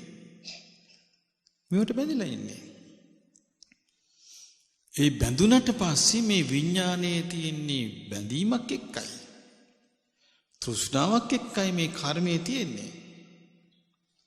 දවසක් බුදුරජාණන් වහන්සේගේ කාලේ එක භික්ෂුන් වහන්සේ නමක් පාංශකූල වස්ත්‍රයක් ගන්න සෝහනට ගියා. අලුත් මලමිනියක් දාලා සෝහනේ. ඒ කාලේ ඉතින් මේ කාලේ වගේ දැන් නම් මේ ගවුන් තියෙනවා, කලිසම් තියෙනවා, ෂර්ට් තියෙනවා. ඒ කාලේ එහෙම නෑ. ඔක්කොම නිකන් රෙදි තමයි ඇඟට දාගන්නේ වැඩිපුර. ඉතින් රෙදි උතලා තමයි දාලා තියෙන්නේ. අර මිනිහෙන් රෙද්ද මෙහෙම ගන්න ඉස්සුවා. උස්සනකර මිනිහ රෝල් වුණා. මේ වැලි ගසා දාලා නැගිට්ටා. නැගිටලා කිව්වා මොකද්ද? මෙහෙදී මගේ රෙද්ද කිව්වා. එතකොට අර වික්ෂුව මොකද කළේ? ඒක වඩ රෙද්ද අතට ගත්තා. අරගෙන දුවගෙන ගියා. ගියාම අර මලමිනිය පාන්නනවා වික්ෂුව පිටිපස්සේ. ගිහිල්ලා කුටියට ගිහිල්ලා දොර වහගත්ත භික්ෂුව. මලමිනිය දොර ගාවට වෙලා දොරේ වැදිලා වැටුණා. අර භික්ෂුව හොරෙන් ඇවිල්ලා බැලුවා දොර ඇරලා. ඒ භික්ෂුවට වෙනම සම්මානයක් දෙන්න ඕනේ බය නොවුනට. මේ කාලේ වගේ නම් ඔහොම දෙයක් වුණා නම් ඉතින් ටීවී එකකින් අහයි ප්‍රශ්න කරයි මේ වර්ල්ඩ් නිවුස් වලට ආයි විශාල කේස් එකක්. ඊට පස්සේ අර භික්ෂුව මොකද කළේ? මේ ආයි හොරේ දොරෙන් අරලා බැලුවා. බලහාය දොර එළියට ඇවිල්ලා දොර වහලා අර කකුල් දෙකෙන් ඇදගෙන ගියා ආයෙත් මලමිනිය සෝහනටම. අනබල නිර්භීතකමනේ. ඒ නිර්භීතකමට නම් මම කැමතියි. ඔබ කැමතිද ඒකට? කැමති. ඒක තමයි. එහෙම එකක් නෑනේ දැන්. ඉතින් මේ දැන් කාලේ ඔහොම එකක් වුණා නිකන් හෙල්ලුණත් ඇති. නිකන් SP හෙළුවා වගේ නිකන් පෙවුණා. කෑ ගහගෙන දුවන්නේ. දැන් මේකෙන් පේනවද මැරිච්ච එක්කෙනා හිටියේ කොහෙද? භූතය ආවිලා, ප්‍රේතය ආවිලා, මලමිනියයි වස්ත්‍රය අල්ලන් හිටියේ. මැරිච්ච අය කොච්චර ඇද්ද ඔය සෝම් පොළවල් වල? මේ මගේ ඇඟ දාලා තියෙන තැන, මගේ ශරීරය දාලා තියෙන තැන, මගේ කියලා බැඳිච්ච විඥානේ. දැක්කද උපත ගිනිච්ච කොතනටද? ඉතින් මේ වගේ ලෝකික උපතක් කරා යන්න සකස් වෙච්ච ලෝකික මේ විදිහේ ස්වභාවයෙන් නම් අපි ඉන්නේ. දැන් මනුස්ස ලෝකෙට අපිව අරන් ආවේ අපේ පෙර ආත්මේ රැස් කරපු පිනකින් නම් මේ ජීවිතයේදී කරන ක්‍රියාකලාපයේ මත ඒ පින ඉවර වෙනවා නම් අලුතින් පින් රැස් වෙන්නේ නැත්තම් මරණින් මත්තේ චුත වෙන විඥානේ කොහේ යයිද? එක්කෝ නිරේ, එහෙම නැත්තම් අසුචි වලේ, එහෙම නැත්තම් ප්‍රේත ලෝකේ. එතකොට බලන්න මේ අපි මනුස්ස ලෝකෙට ආවා කියලා කියන්නේ අනිත් ඒවා අපිට ඕනේ අපේ ජීවිතවල සිද්ධ වෙච්ච කිසියම් හාස්කමක් නෙමෙයිද? මේ මනුස්ස ලෝකේ අපේ ජීවිතවල සිද්ධ වෙච්ච කිසියම් හාස්කමක්. දැන් ඉපදිච්ච දවසේ ඉඳලා අපිට මේක තේරුනේ නෑ. අපි ඉස්කෝලේ හරියා.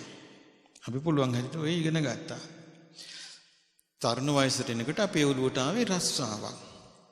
ඊට පස්සේ මොකක් හරි කළා කසාදියක් බැඳගත්තා. ඊට පස්සේ පොඩියට ගේ කෑල්ලක් හදාගත්තා. ඊට පස්සේ ළමයි ටික හදාගත්තා. ඔය කනවා බොනොත් අපි දන්නවද මෙහෙම ප්‍රශ්නයක් අපේ ජීවිතය ඇතුලේ තියෙනවා කියලා?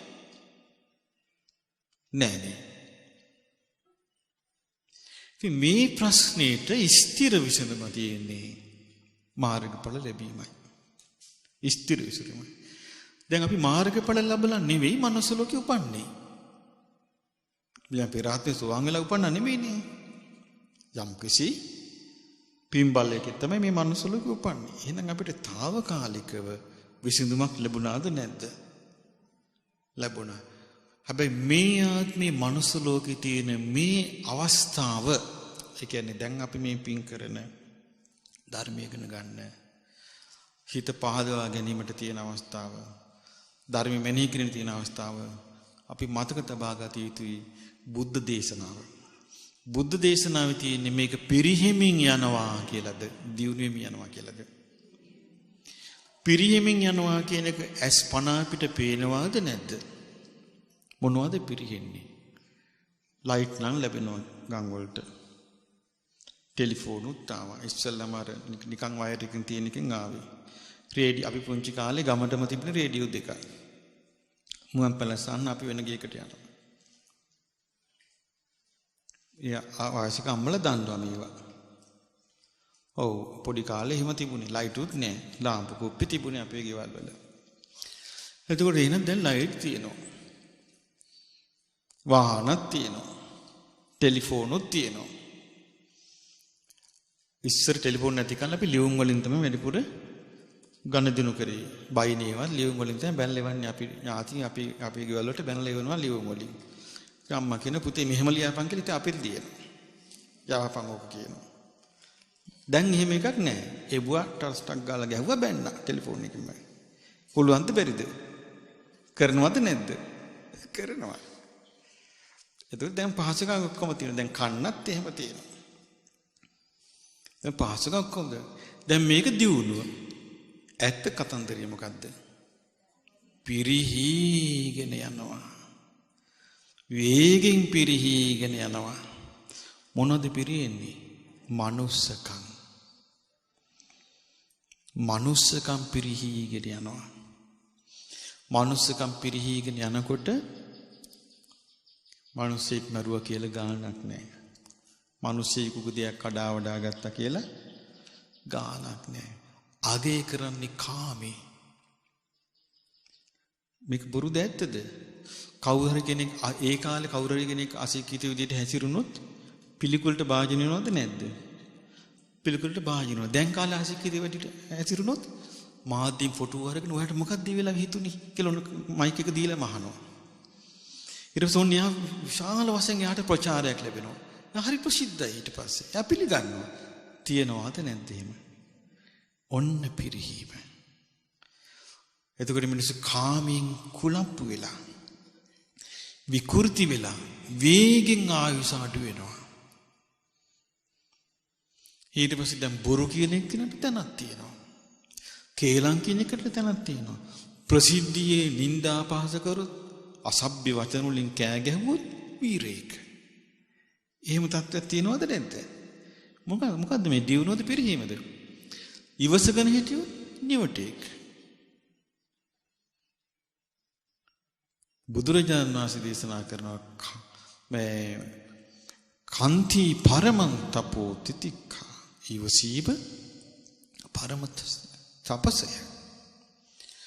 කන්ත්‍ය භීයෝ නවිජ්ජති ඉවසීමට වඩා ශ්‍රේෂ්ඨ උතුම් දෙයක් නැත්තේ.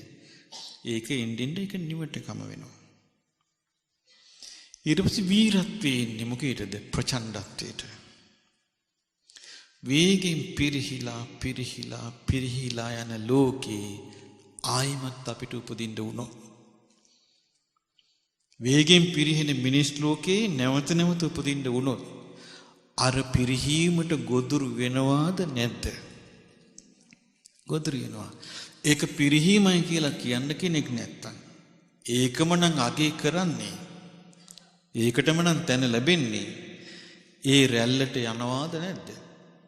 බේරෙන්න අවස්ථාවක් නැහැ. එහෙනම් නිරේ කොහොමත් භයානකයි. තිරිසන් ආත්මෙ කොහොමත් භයානකයි. එහෙනම් ඒ වගේ පිරිහුණොත් චරිතය පිරුණාට පස්සේ රැස් වෙන්නේ කුසල කර්මයේද අකුසල්ද? අකුසල් රැස් වෙනකොට ඒ අකුසලෙන් සකස් වූ විඥානීය චුත වෙනවා. අකුසලයෙන් සකස් වූ විඥාන චුතුණු කියන්නේ කොහෙද? නිරේ යන්නේ. ගොඩාක් මනුස්ස ලෝකෙ මිනිස්සු ඉන්නේ නිරේට යන දොරේ හේතු වෙලා. මේ හුස්ම යනකොට චුත වෙනකොටම දොර ඇරෙනවා. සමහරු ඉන්නේ තිරිසන් ලෝකෙට යන දොරේ හේතු වෙලා. මේ දොර ඇරෙන මේ චුත වෙනකොටම ඒ ලෝකෙට දොර ඇරෙනවා. මෙහි ඉතින් අපි මලකුණක් තියාගෙන මොනවා කිව්වත් වැඩක් නැහැ. ඇයි මලකුණ ඉන්නේ ඉස්සෙල්ලා යා චුත වෙන්නේ. චුත උනාට පස්සේ මලකුණ තියෙන්නේ. ඉතින් ඒ නිසා ඔය වගේ ලෝකෙක අපි මේ ජීවත් වෙන්නේ. එහෙනම් අපිට තියෙන ලොකු දෙයක්, ලොකු රැකවරණයක් පින. එතකොට මේ පින ඇති වෙන්න නම් අපි හිත පළල් කරගන්න ඕනේ. මොකද්ද කරගන්න ඕනේ? සිත පළල් කරගන්න ඕනේ. දානයක් දුන්නත් අප කිව්ව පන්සලේ ඉන්න ස්වාමීන් වහන්සේලා 7-9යි. අපි කිව්ව ගෙදරකට දානකට ස්වාමීන් වහන්සේලා 7-9යි. නමුත් අපි දාන දෙන්නේ ස්වාමීන් වහන්සේලා 7-9ට පමණක් නෙවෙයි. කාටද? සංඝයාට. සාංගික කරන්නේ කොහොමද? ඊමම් බික්කන් බික්කු සංඝස්ස දීම. ඒක හරිය අසිරිමත් දෙයක්. සංඝයාට දාන දෙනවා කියන එක. ඒකේ පළල් බව ඇති කරගත්තේ නැත්නම් අපි 7-9කට දුන්නා. දෙන්නමකට දුන්නා කියලා මම ඔබට තේරුම් ගන්න ඒක කියන්නම් චුට්ටක්. මොකද්ද මේ පළල් සිතක් ඇති කර ගන්නවා කියන්නේ කියලා. අපි කියමු ඔන්න දානයක් හැදුවා. දානකට බත් තිව්වා, මාළෙව්වා, මේ බැල්ලුමක් හැදුවා, පපඩම් බැද්දා කියලා අපි කියමු. ගෙදර කට්ටිය කතා වුණා නේද? දෙන්න ඕනේ නැහැ මේවට අපි කමු. ගෙදර ඉන්නේ 5 දෙනා නම් 7 දෙනෙක් ඉන්නවා කියමු. එතකොට කන පිරිස ගණනින් සීමිතද නැද්ද? ගුණේ නෝ ගෙදර ගුණේ අසීමිතයි. සීමිතයි. ඊට පස්සේ අපි මෙහෙම හිතමු. ඊට පස්සේ දානි හදලා කියනවා නෑ අපි අපේ ඥාති යාළු මිත්‍රාදීන් එකතු කරලා අපි කෑමක් දෙමු. ඒකත් දීමක් නේ. එතකොට අපි 20ක් කියලා. කන පිරිස සීමිතද නැද්ද? සීමිතයි. ඒගොල්ලන්ගේ ගුණේ සීමිතයි.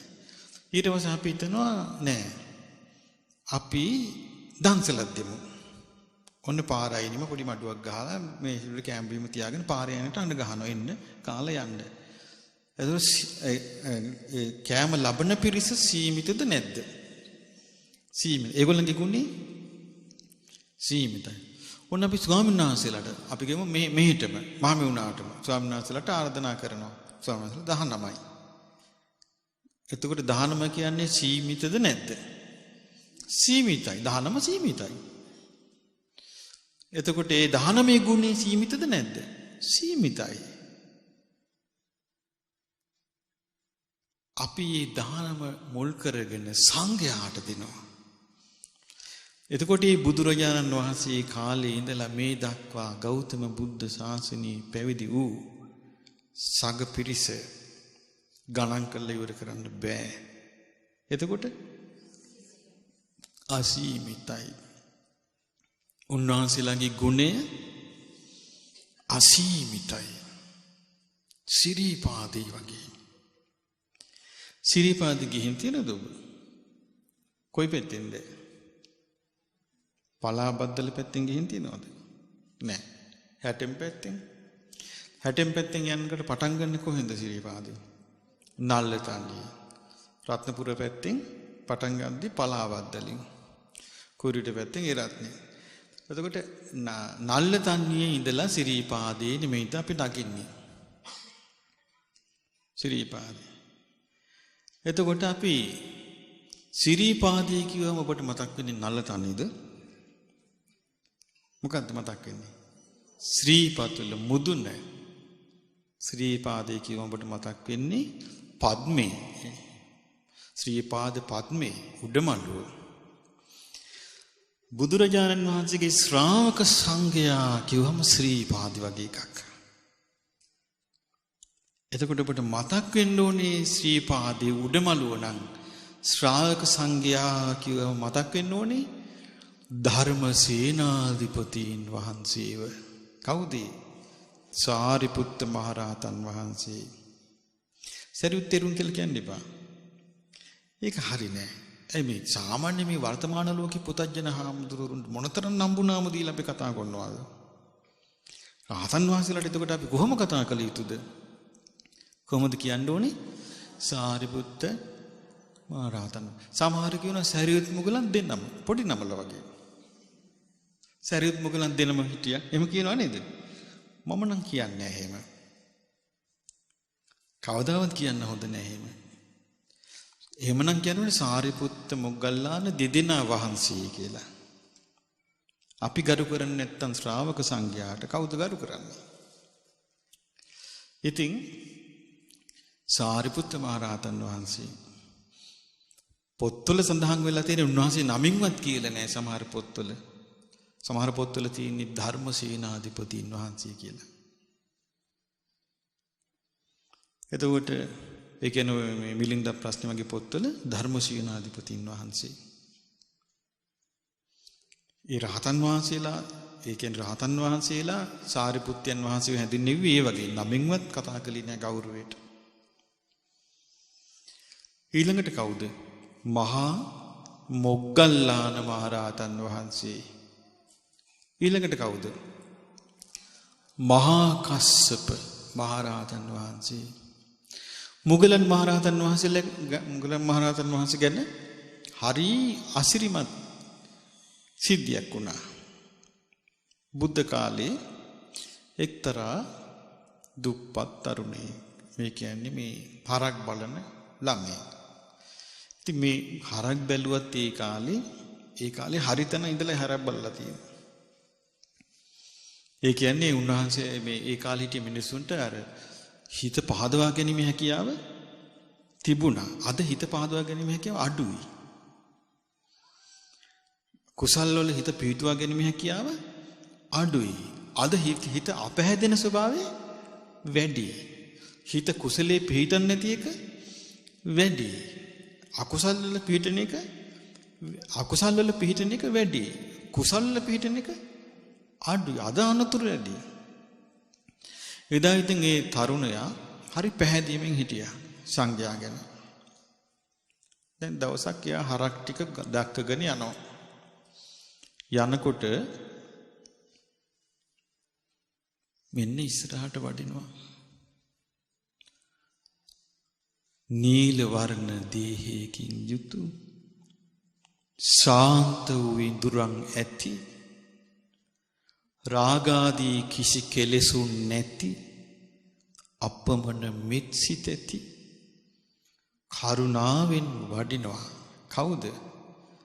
ඉඳුරන් සංවර කරගත් මහා මොග්ගල්ලාණන් වහන්සේ. දැකලා කල්පනා කරනවා මේ තරුණයා, අනේ මට මෙච්චර කාලයකට දාන ටිකක් දෙන්න ලැබුණේ. මං හරි පැහැදීමෙන් ඉන්නේ උන්වහන්සේ ගැන. හැබැයි අද නම් මට යමක් දෙන්න තියෙනවා. මං අද උදේ නොකා දවල්ට කන්න කියලා මං පිට්ටු කෑලි දෙකක් අරන් ආවා. එතකොට දැන් මේ කොළුවා පිට්ටු කෑලි දෙක අරන් හරක් දක්කගෙන ඉන්නේ. පිට්ටු කෑලි දෙක බාස්කට් එකේ දාගෙනද? නෑ, රෙදි කෑල්ල උතලා ඉනේ ගහගෙන. උන්වහන්සේ අනේ ස්වාමීනි මට ලොකු දෙයක් අද ඔබ වහන්සේ දැක්කා කියලා අර ඉනින් උත්සාහට අරගෙන රෙදි කෑල්ල ලේලා පිට්ටු කෑලි දෙක මුගලන් මහරහතන් වහන්සේට පූජා කරනවා. උන්වහන්සේ පාත්‍රයේදී පිට්ටු කෑලි දෙක අරගෙන පොඩි දුරයි වැඩි මේ කොළුව කෑ ගහගෙන වැටුණා. මුගලන් මහරහතන් වහන්සේ හැරිලා බැලුවා. නයි ගහලා. දැන් කාගල වැටිලා මුගලන් මහරහතන් වහන්සේ දිහා බලනවා. මෙකල අපි පිඬුසිඟා වඩිද්දි අපිට දම් බෙදා සැනකින් කෑ ගහගෙන වැටිලා අපි දිහා බැලුවොත් ඒ බලපෑකන මොකක් වෙයිද? අනේ හඳුනේ මාව බේර ගන්න කියලා කියයිද නැද්ද? අපි මොකක් කරයිද? පාත්‍රේ තිබ්බා අහල පහල ගෙවල් වලට දීුවා. වෙයිද නැද්ද? එහෙම නොකළා නම් මේ හඳුරන්ගේ හැටි බැනුම් අහයිද නැද්ද? හොඳට හම්බ වෙයි. මුගලන් මහරහතන් වහන්සේ හැරිලා වැඩියා. වැඩලා අර ළමයා දිහා බලාගෙන ඒ ළමයා ඉස්සරහා වාඩි වුණා. අර ළමයා පූජා කරපු පිට්ටුව වළඳනවා. ළමයා හරි සතුටින් දැන් බලන් ඉන්නවා. ටික වෙලාවකින් ඒ ළමයා මැරෙනවා. මුගලන් මහරහතන් වහන්සේ පිට්ටුව වළඳලා වඩිනවා. දිව්‍ය ලෝක චාරිකාවේ වඩිද්දී මහා මොග්ගල්ලාණන් වහන්සේ ලස්සන දිව්‍ය මාලිගයක් තියෙනවා. මේ දිව්‍ය මාලිගාවේ තරුණ දිව්‍ය කුමාරයෙක් දිව්‍ය අප්සරාවන් පිරිවරාගෙන දුවගෙන එනවා. ඇවිල්ලා බිම පෙරලිලා වඳිනවා. අනේ ස්වාමීනි ඔබ වහන්සේට මාව මතකද? නෑ මට මතකයක් නෑ. කවුද ඔබ? අනේ ස්වාමීනි ඔබ වහන්සේට මතකද? අර පිට්ටුව පූජා කළා වැටිච්ච ගොපළු කොළුවා. ආයි ඔබද? අනේ ස්වාමීනි ඔබ වහන්සේට පිට්ටුව පූජා කරපු පින මම මේ විඳින්නේ. එතකොට කියනවා පින්වත් දෙවිය ඔබේ මනුස්ස ලෝකයේ ආයුෂ ඉදා ඉවරයි කියලා මම දැනගත්තා. ඔබට පිහිට වෙන්නයි මං ආවේ. කවුරුවත් දන්නේ පිහිට වෙච්ච විදිය. සංඝයා අසිරිමත්ද නැද්ද? අසිරිමත්. සංඝයා කෙරෙහි ආරි සංඝයා කෙරෙහි හිත පහදවා ගන්න කිසිම බාධාවක් නැහැ. කිසිම බාධාවක් නැහැ. එතකොට අන්න පින් රැස් කිරීම ඒ විදිහට සංඝයා මුල් කරගෙන පින් කරගන්න අවස්ථාව නැද්ද? බුදුරජාණන් වහන්සේ වෙනුවෙන් පින් කරගන්න අවස්ථාවක් නැද්ද? දැන් මේ ශාලාවල් හදලා පොදු වශයෙන් මේ ශාලාවල් පොදු අරමුණක් නෙමෙයි මේකේ තියෙන්නේ. පොදු අරමුණක්. එතකොට මේ දාන ස්වාමීන් වහන්සේලාට දානි වළඳන ශාලා හදලා විවේකයෙන් ඉන්න ශාලා හදලා මේ පොදු අරමුණ නෙමෙයිද? මේ පොදු අරමුණු. මේ ඔක්කොම Taman රැස් කරගන්න පින්. පින්නට ආසා කරන්න. දැන් උන් අපි විහාරේ බලන්න ගියා. දැන් මේ විහාරේ ටිකක් දිගටි හැඩයට තියෙන්නේ. ඉතින් මං මේ බල්ලයි ස්වාමීන් වහන්සේට කිව්වා මේ කටයුතු බලන ස්වාමීන් වහන්සේ මට කිව්වා මෙහෙමයි පිරිනුවන් මංචකයක් අපිට හදන්න කැමතියි මේක දිග නිසා. මම බල්ලා කිව්වා මේ පිරිනුවන් මංචකයක් නෙමෙයි ලස්සන. ස්ථාන 4ම හදන්න කිව්වා. මොකද්ද? සම්බුදු උපත, බුද්ධත්වය, ධම්සප්පවතුන් දේශනාව ඒ දිගට හදන්න කිව්වා. ඔන්න කාට හරි ඕනනම් බාරගෙන එකක් කරන්න පුළුවන්. එතකොට පින් රැස් කරගන්න දීමෙනුත් පුළුවන්. ඒක දානි. ඒ වගේම පින් රැස් කරගන්න තියෙන එකක් තව. මොකද්ද? සීලය. හැබැයි මේ කොච්චර දුන්නත් කොච්චර සීල් රැක්කත් මේ පින් දාන්න වාජනයක් ඕනේ. වාජනේ නැත්තම් ඉතින් අමාරුයි වැඩේ. පින කියන්නේ දුක් මේ ලාමක දෙයක් නෙමෙයි ශ්‍රේෂ්ඨ දෙයක්. පොල් තෙල් වගේ එකක් නම් ඉතින් ප්ලාස්ටික් පොල් කට්ටකට පුළුවන්. ප්ලාස්ටික් භාජනයකට පුළුවන්. සිංහ තෙල් දානවනම් රම්බඳුනක් ඕනේ නේද? එතකොට මේ පින් වගේ වටිනා දෙයක් දාන්නත් හොඳ රම්බඳුනක් ඕනේ. රම්බඳුන තිබිච්ච කෙනෙක් ගැන ඔබට කියන්නම් මම. බුද්ධ කාලේ එක නැන්දෙකුයි නම් ඊළඟට කවුද ඉන්නේ? ලෙහෙලියෙකුයි හිටියා. එතකොට මේ නැන්ද හරි නරකයි. නපුරුයි. ලේලි හරි සදහැවත්. ධර්මයේ දන්නවා. දවසක් නැන්දා කැවුමක් හම්බ වෙලා මේ නැන්දට. කැවුම ගෙනල්ලා මේසෙ උඩින් තිබ්බා. එදා ස්වාමීන් වහන්සේ නම පිඬුසිඟා වැඩියා.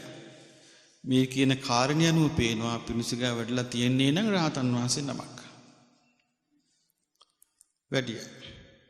ඉතින් අර ලේලි බැලුවා මොකද්ද මට අද පූජා කරගන්න තියෙන වෙනදට අනේ වඩිනවා මට මොකුත් දෙන්න නෑනේ මේ වගේ වෙලාවක කියලා. බැලුවම කැවුම තියෙනවා. ඉතින් බොහොම ශ්‍රද්ධාවෙන් ගිහලා අර කැවුම පූජා කළා. පූජා කළාට පස්සේ දැන් හරි සතුටින් දැන් මේ ලේලි ඉන්නවා. ඔන්න නැන්දා ආවා. නැන්දාට කැවුම කන්න බලන් ආවා. බැලින්නම් කැවුම නෑ. නැන්ද හිතුවා එහෙනම් මේ කැවුම කවුද කන්නේ ඇත්තේ? ලේලි කන්නේ ඇති. කෑ ගහලා කිව්වා මම මේ මෙතන කැවුමක් තියලා ගියා. කවුද ගත්තේ මේක? ලේලි කිව්වා අනේ නැන්දේ මං හරි පිනක් කරගත්තා. මම මේ කැවුම පූජා කරගත්තා ස්වාමීන් වහන්සේ නමකට. නැන්දනවා උඹද මේ ගෙදර මහයකි? උඹට කවුද මෙච්චර ගෙදර බලතල දුන්නේ කියලා මේ ලේලිගේ කොණ්ඩ වලෙන් අල්ලගෙන ගහන්න ගත්තා. දැන් ගහලා මේ නපුරු අම්මට හිතේ සෑහීමකටපත් වෙන්නේ. ගහලා ළඟ මෝල් ගහක් තිබ්බ මෝල් ගහනුත් ගැහුවා. ගහකට ඔළුව පැලුණා. වැටුණා. දැන් ඔන්න මේ උදට අමාරුයි. දැන් ඇඳේ ඉන්නවා ලේලි. කෙන්දිරික ගා ඉන්නවා බෙහෙත් කරගෙන. ලේලි බලන් ඉතින් යාළුවෝ එනව ඇතිනේ. මොනවා කියනව ඇද්ද? අනේ ඔයා මේ සිත වඩන්න. ඕක සසරේ හැටිනෝ ඈ.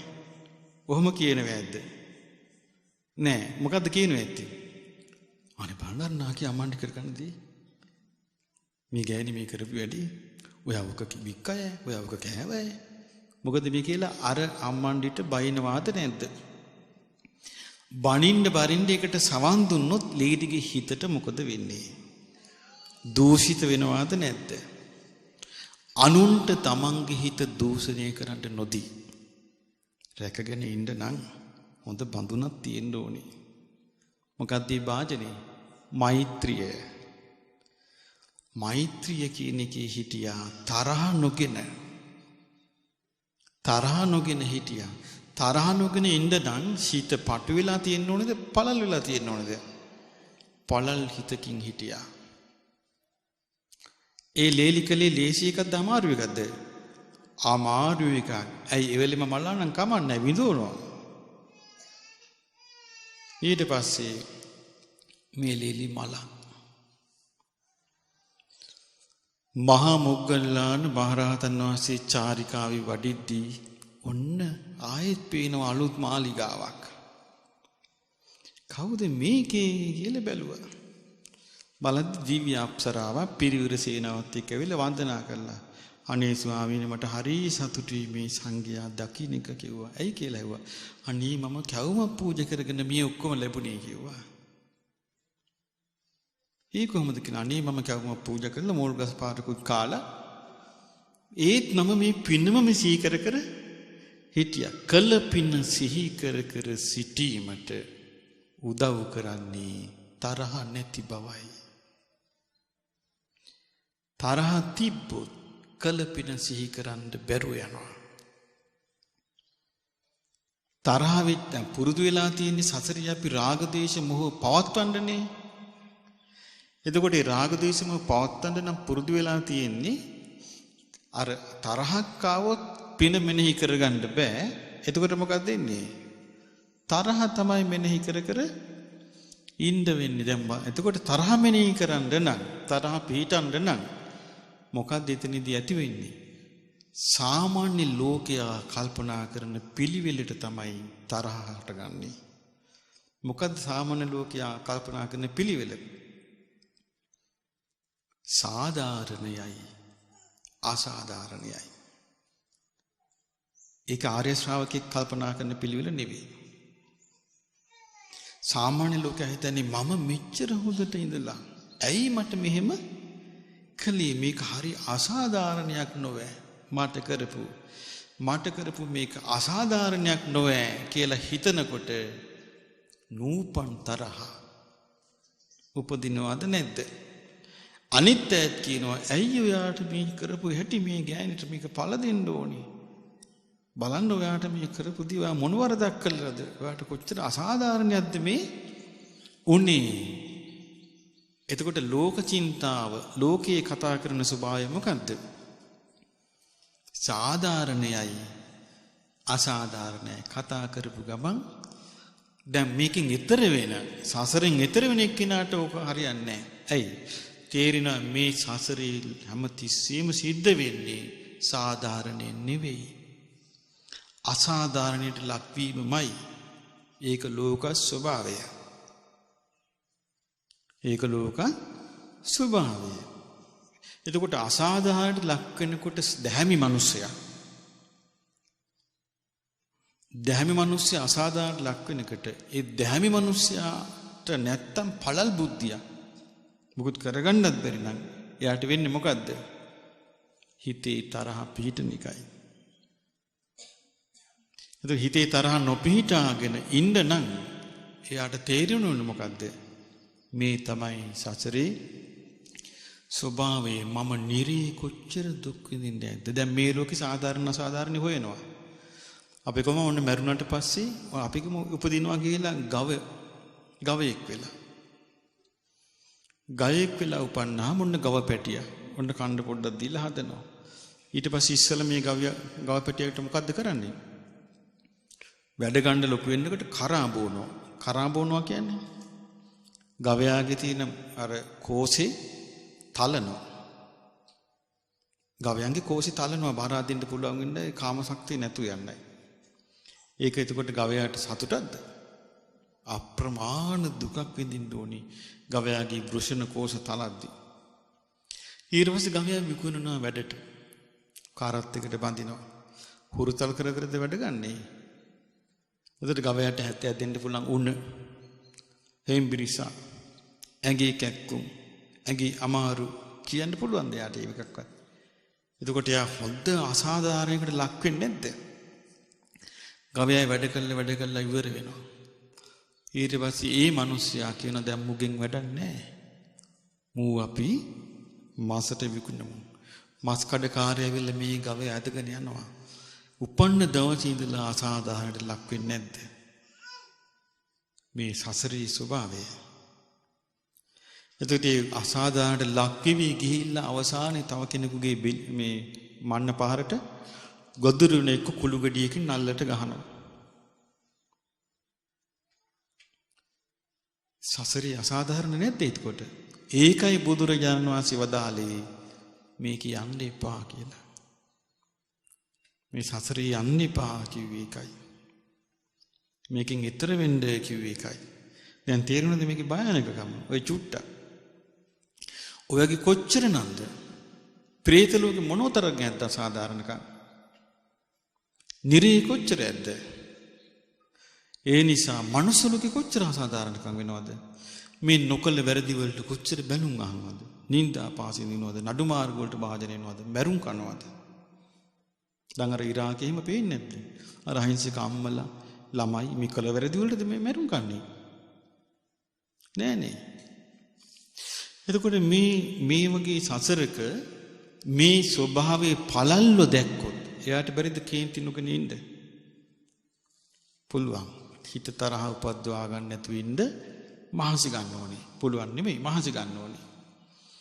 ඒ මහන්සි ගන්නකොට ඒ තරහ කල්පනා කරන්නේ නැති තැන එයාට අවස්ථාවක් තියෙනවා පින ගැන හිතන්න. එතකොට තමයි රැස් කර පින මෙනෙහි කර පින තුල හිත පිහිටාගෙන ඉන්නකොට ඔන්න විඥානේ චුත වෙනවා. එතකොට පින ගැන මෙනෙහි කර ඉන්නකොට ඒක වෙන්නේ. එතකොට මොකද වෙන්නේ යාට? ආන්නේ. එතකොට ඒ විඥානේ දුගතියට කැඳවාගෙන යන්නේ නැහැ. ඊට උමන පරිසරේ නැහැ. නිරියට කැඳවාගෙන යන්නේ නැහැ. එතකොට තිරිසන් ලෝකෙට කැඳවාගෙන යන්නේත් නැහැ. പ്രേත ලෝකෙ උපද්දවන්නේත් නැහැ. එහෙමනම් එයාට ආයි රැකවරණයක් එක්ක දිව්‍ය ලෝකේ. මනස ලෝකෙ දිහා නම් බලන්නත් හොඳ නෑ අනාගතේ. දෙවියන් අතරට ආයේ ගියොත් දැන් මුගලන් මහරහතන් වහන්සේ ඒ කාලේ දිව්‍ය ලෝක චාරිකාව වැඩියා. ඊළඟට දිව්‍ය ලෝක ගැන විස්තර සූත්‍රවල තියෙනවා. බ්‍රහ්ම ලෝකෙන් ඇවිල්ලා බ්‍රහ්ම රාජවරු දිව්‍ය ලෝකයට බැහැලා දිව්‍ය ලෝකයේ තුල දෙවිවරුන්ට සතිපට්ඨානය උගන්වනවා කියලා අන්න තියෙනවා ජනවසප සූත්‍රය. බුද්ධ දේශනාවේ තියෙනවා. බුදුරජාණන් වහන්සේට ජනවසප කියන්නේ. එහෙනම් දිව්‍ය ලෝකයේ තුල ධර්ම කතාව තියෙනවද නැද්ද? තියෙනවා. ධර්මයේ හැසිරීම තියෙනවද නැද්ද? තියෙනවා. පින් කරන ටික මෙහෙන් කරගෙන යන්න ඕනේ. මනුස්ස ලෝකෙට එන්න ඕනේ අපි පින් කරන්න කියලා සමහරු කියනවනේ. ඉතින් දැන් ඉතින් ඉන්නේ ඉතින් කරන්න ඉපෑ. නේද? දැන් ඉතින් මනුස්ස ලෝකෙ නෙවෙයිද මේ ඉන්නේ? ඉතින් පින් කරන්න ඕනේ. තේරුණාට පස්සේ පින් කරන්න ඕනේ ඉතින්. මනුස්ස ලෝකේ ආවම. එහෙම කළා එතකොට එයා මනුස්ස ලෝකේ යන්න ඕනේ මොකක් එක්කද? පින රැස් කරගෙන යන්න ඕනේ. පුඤ්ඤානි පරලෝකස්මින් පතිට්ඨා හොන්ති පාණිනං. පරලොව ප්‍රාණීන් හට සත්වයන් හට පින් පිහිට වෙයි. එතකොට පරලොව යන සත්‍යයන්ට පිහිට වෙන්නේ මොකද්ද? පිනයි. ඒ පින මරුණට පස්සේ කවුරුත් දෙන එක නෙමෙයි. දැන් ඔබට මේකෙන් තේරුණා නේද? පණ තියෙන වෙලාවේ රැස් කරන්නා වූ පිනයි. ඉතින් ඒ නිසා ඒ බඳු ආකාරයේ පින රැස් කරගන්න ඔබට දැන් අවස්ථාව තිබේ.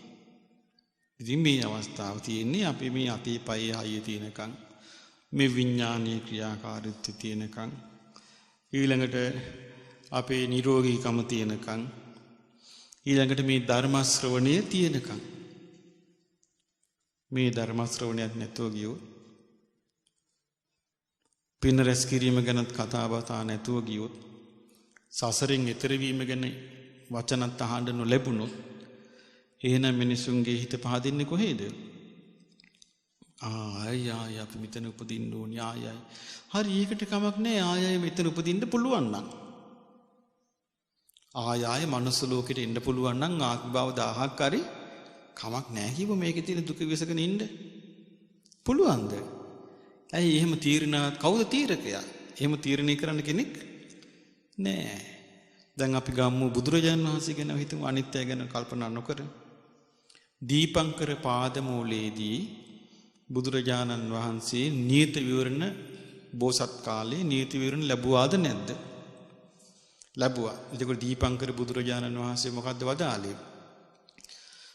අසංකේය කල්ප 4ක් ගියපු තැනේදී මේ සිටින සුමේදනන් තාපසතුමා ගෞතම නමින් බුදු වන්නේය. එබඳු නියත විවරණ ලද බෝසතාණන් වහන්සේ කොතෙක් වාරයක් තිරිසන් අපායේ උපන්නද? මොන නියත විවරණයක්වත් නැති මේ සතරේ යන ලාමක මේ ජීවිතය ඇති අපි කොහොමද තීරණය කරන්නේ නැවත මනුස්ස ලෝකෙම උපදිනවා කියලා? බුද්ධ දේශනාවෙන් කිසිම අනුබලයක් නැහැ. ඒ බඳු එකක් හිතන්න. නැවත මනුස්ස ලෝකෙ උපදින්න බුද්ධ දේශනාවකින් අනුබලයක් නැහැ. දැන් බුද්ධ දේශනාව කියන්නේ නිකන් එකක්ද? නෑ. මොකද්ද? සරණ. ධර්මයේ සරණ කියන්නේ නැද්ද? ඒ ධර්මයේ සරණ. ඒ අපේ සරණ, පිළිසරණ. එතකොට මේ පිළිසරණනේ අපි යනෝනේ හිතන්න ඕනේ. ඒතර බුදුරජාණන් වහන්සේ කියන්නේ කවුද? අපේ පිළිසරණ. අපිට තියෙන සරණ. ධර්මය කියන්නේ මොකද්ද? අපිට තියෙන සරණ. සාරිපුත්ත මොග්ගල්ලානාදී උතුම් රහතන් වහන්සේලා කියන්නේ කවුද? අපට තියෙන සරණ. ඒ සරණේ පිහිටලා නෙමෙයිද අපි ඉන්න ඕනේ. සරණේ පිහිටලා සරණ පිළිසරණ කොටගෙන සරණ පිහිට කොටගෙන ඒ සරණ තුල ඉඳලා තමයි හිතන්න ඕනේ. ඉතින් එහෙම නැත්නම් මේ බුද්ධ දේශනාවෙන් කිසි ප්‍රයෝජනයක් ලැබෙන්නේ නැහැ අපි ඇහුවා කියලා.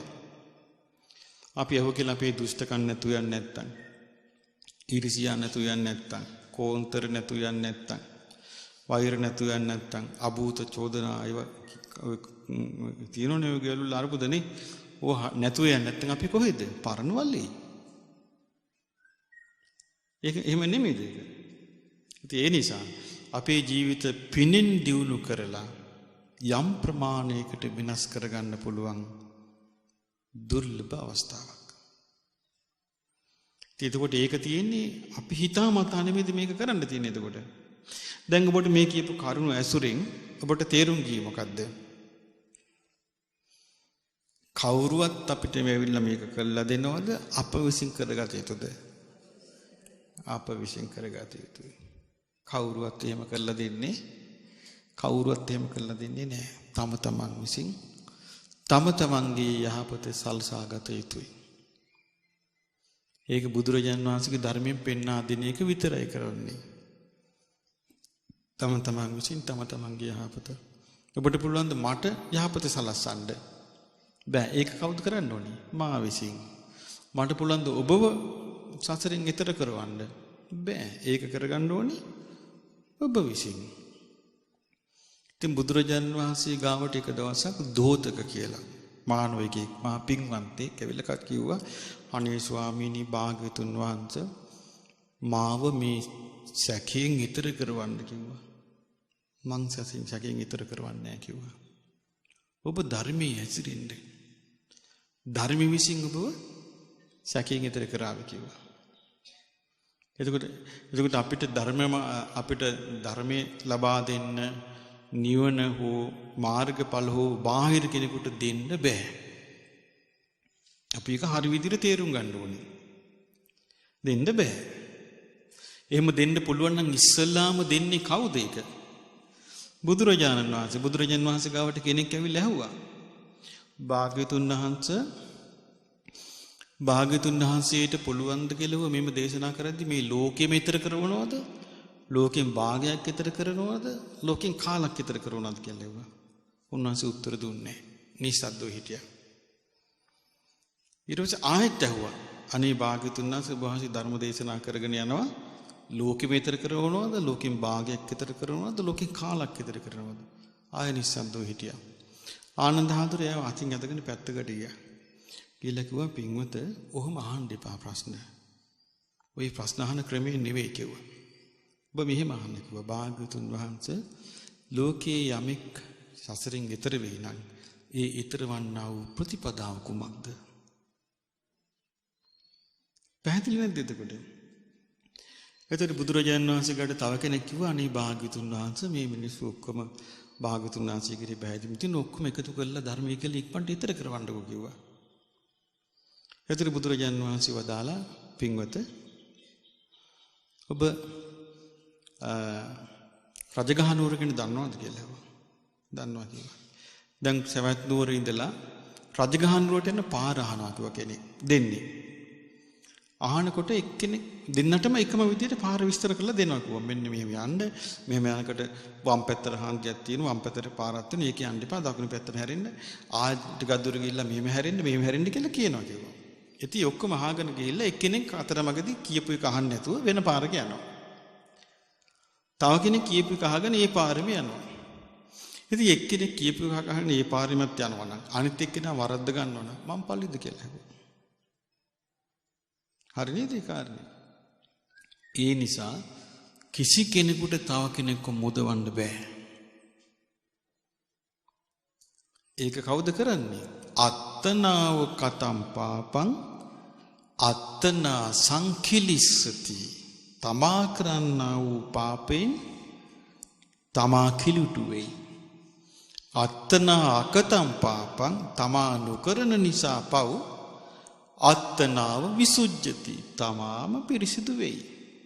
සුද්ධි අසුද්ධි පච්චත්තං. පිරිසිදු වීම හෝ අපිරිසිදු වීම පුද්ගලික දෙයකි. නාඤ්ඤමඤ්ඤං විසෝදී. තව කෙනෙක්ව සුද්ධ නොකරයි. ඒ බුද්ධ වචනේ නේද? ඉතින් මෙහෙම ගත්තොත් මම කිව්වේ මේ විදිහේ පිරිසිදුව මෙන්න යහපත් මාර්ගයේ මෙන්න මෙහෙමයි කරන්නේ මෙහෙම විදිහට තියෙන්නේ කියලා කියා දෙන්න මේ ධර්මයේ ඇර ලෝකේ වෙන කිසිම ධර්මයක නැහැ. ඕනනම් කියවලා බලන්න. සකන කිසිම ධර්මයක නැහැ. මෙච්චර පැහැදිලිව තියෙන්නේ භාග්‍යවතුන් වහන්සේගේ ධර්මයේ පමණයි. ඒක කොච්චර ඇත්තද? ඒක කොච්චර නුවණින් යුක්ත දෙයක්ද කියලා ඒක බැලුවම පේනවා. ඒ නිසා අපට සුවසේ මේ ධර්මයේ හැසිරීලා මේ ධර්මයේ පිහිට කරගෙන මේ බිහිසුණු සසරින් අත්මිදී චතුරාර්ය සත්‍ය අවබෝධ කරගන්න වාසනාව ලැබේවා.